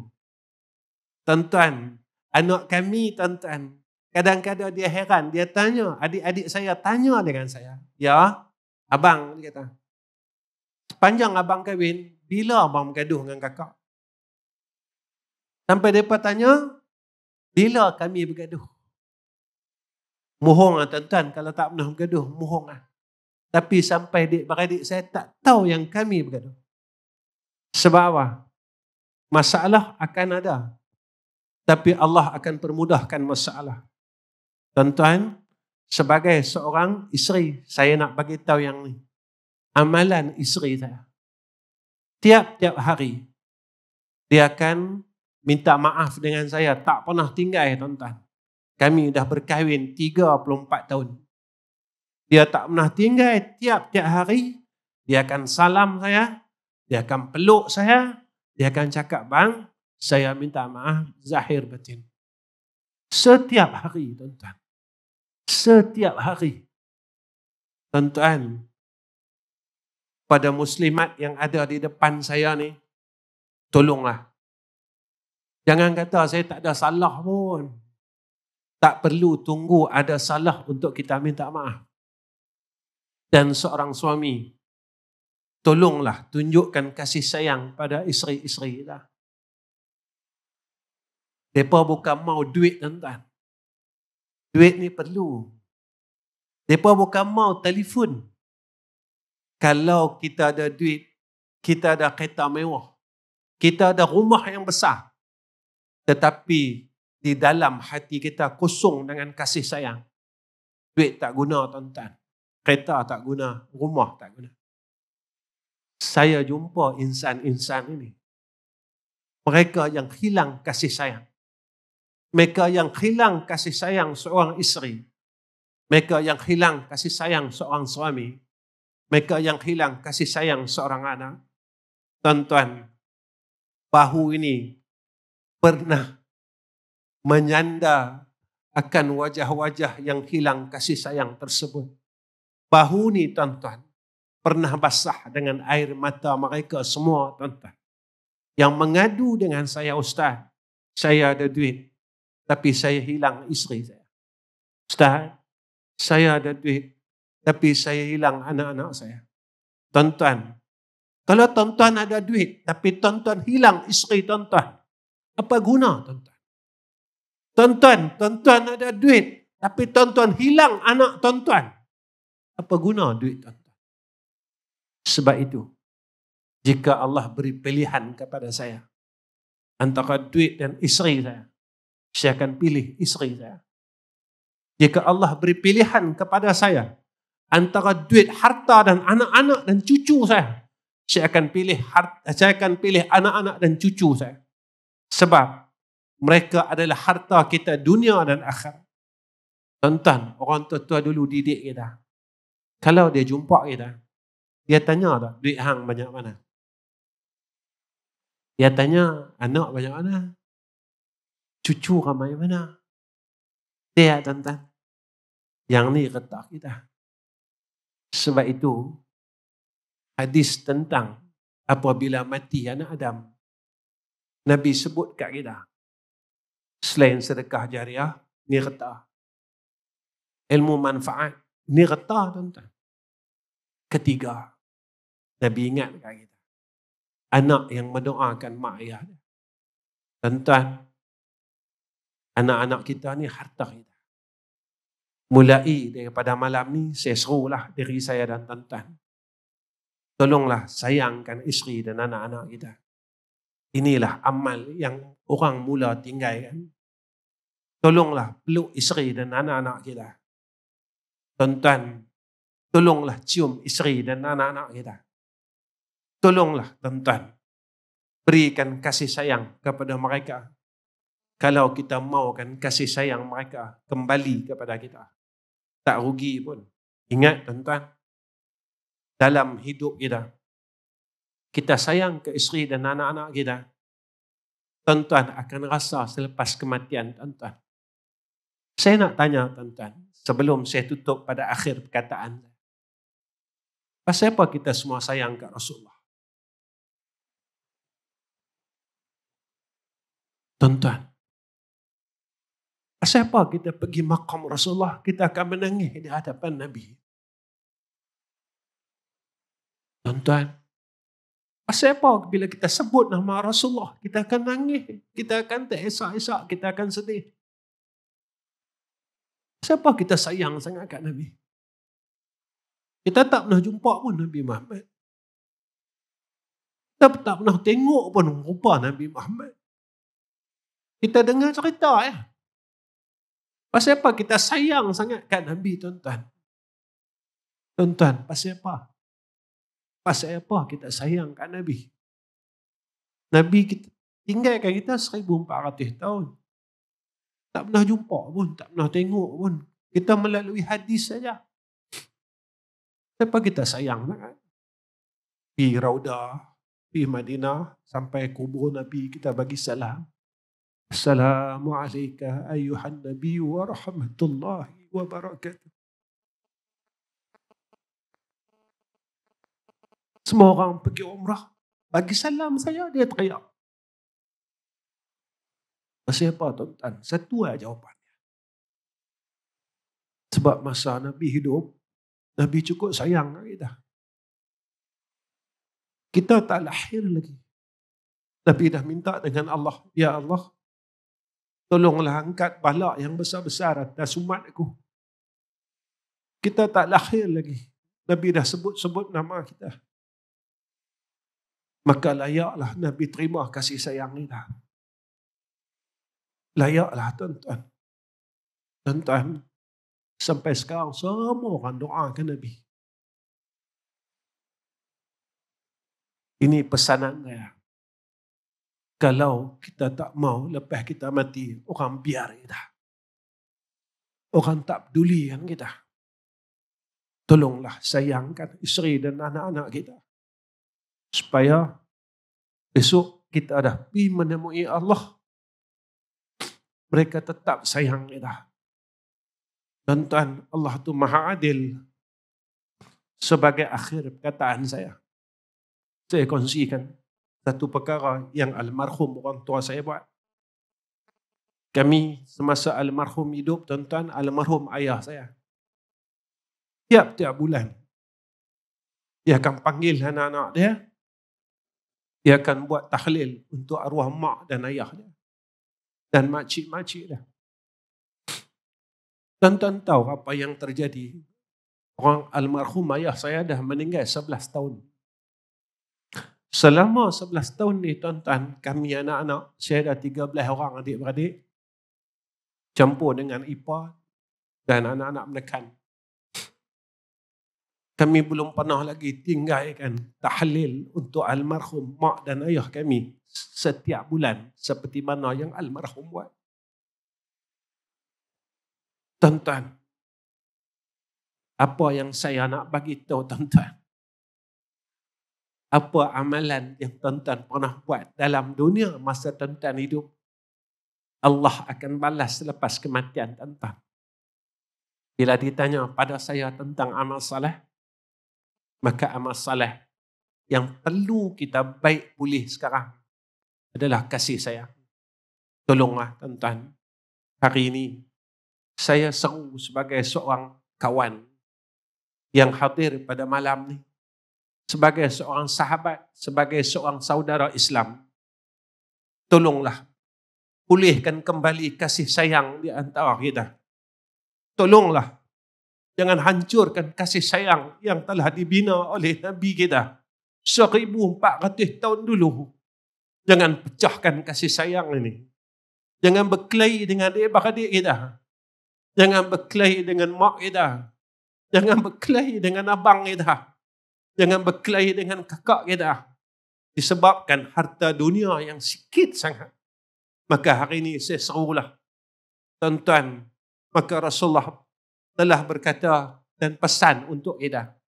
La yu'minu ahadukum hatta yuhibba li akhihi ma yuhibbu li nafsihi. Nabi kata, tidak sempurna iman seseorang kamu kalau kamu tak kasihkan saudara kamu.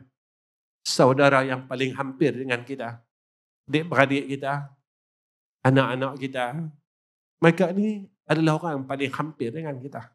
Jagalah kasih sayang. Nabi pesan kat kita macam tu. Sampai Nabi kata, man la yarham la yurham. InsyaAllah tuan-tuan, kalau kita ada kasih sayang, harta yang ada pada kita akan berkat. Percayalah. Harta yang ada pada kita berkat, rumah yang ada pada kita berkat. Kalau tuan-tuan kerja tuan-tuan berkat. Kalau tuan-tuan meniaga tuan-tuan berkat. Tuan-tuan buat apalah, berkat insya-Allah. Ini yang ditunjukkan oleh Nabi pada kita. Maka kemenangan Islam itu bermula dengan kasih dan sayang. Wa akhirul kalam. Wassalamualaikum warahmatullahi wabarakatuh.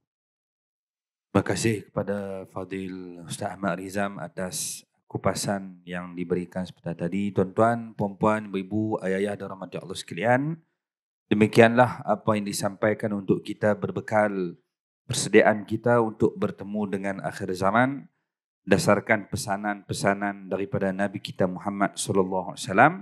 Maka penghujungnya disebut dan dipesan oleh Fadil Ustaz supaya kita meneruskan kasih sayang yang telah disemai oleh Nabi kita Muhammad sallallahu alaihi wasallam sampailah kita bertemu dengan Allah Subhanahu wa taala. Sayangi ibu ayah, sayangi anak dan isteri kita, sayangi adik-beradik, sayangi sahabat handai kawan-kawan di keliling kita, kerana merekalah yang akan meneruskan kebaikan yang telah kita tunjuk atas dunia waktu kita hidup, dan merekalah yang akan teruskan kasih sayang ini sampailah dunia ini dibinasakan oleh Allah Subhanahu wa taala. Jadi tuan-tuan, puan-puan, ibu, ayah-ayah dirahmati Allah sekalian, terima kasih kepada semua yang hadir pada malam ni, khusus dan terutamanya kepada pihak penganjur. Tahniah kita ucapkan kerana dapat menganjurkan program yang baik, memberikan nasihat manfaat kepada orang ramai. Semoga diberkati oleh Allah Subhanahu wa taala. Tahniah kepada peniaga-peniaga yang turut mengambil bahagian pada malam ni mendengar butiran nasihat. Semoga kita dapat amalkan segala yang telah disampaikan pada malam ni. Dan tuan-tuan, puan-puan dirahmati Allah, segala yang disampaikan tadi adalah semuanya datang daripada Nabi kita Muhammad sallallahu alaihi wasallam. nasihat, pesanan ke arah kebaikan, menyuruh kita buat baik, mencegah kita melakukan kemungkaran, semuanya adalah berpunca daripada Nabi kita Muhammad sallallahu alaihi wasallam. Jadi sebagai tanda kasih, sebagai tanda sayang kita semua, rindu kita pada Nabi kita Muhammad sallallahu alaihi wasallam, maka kita mengajak semua yang ada pada malam ni, kita pakat bangun mengucapkan selawat kepada Nabi kita Muhammad sallallahu alaihi wasallam sebagai penutup kepada majlis forum kita pada malam ni. Jadi kita minta semua hadirin untuk kita bangun ramai-ramai berselawat kepada Nabi kita Muhammad sallallahu alaihi wasallam. Tala'al badru alaina min thaniyatil wada'i wajaba syukru alaina ma da'a lillahi da'i sallallahu ala Muhammad sallallahu alaihi wasallam sallallahu ala Muhammad sallallahu alaihi wasallam. Anta syamsun anta badrun anta nurun fawqa nuri anta iksiru wa ghali anta misbahus suduri. Sallallahu ala Muhammad sallallahu alaihi wasallam sallallahu ala Muhammad sallallahu alaihi wasallam. Allahumma salli wa sallim wa barik alaihi wa ala alihi. Terima kasih pada panel kita, Fadil Ustaz Mak Ridham, Ustaz Muhammad Yaakob Yusra. Terima kasih pada seluruh pengunjung pada malam ni. Semoga majlis kita diberkati oleh Allah. Yang baik tu datang daripada Allah, yang lemah tu datang pada diri saya sendiri. Aqulu qali hadza astaghfirullahal azim li wa lakum. Assalamualaikum warahmatullahi wabarakatuh.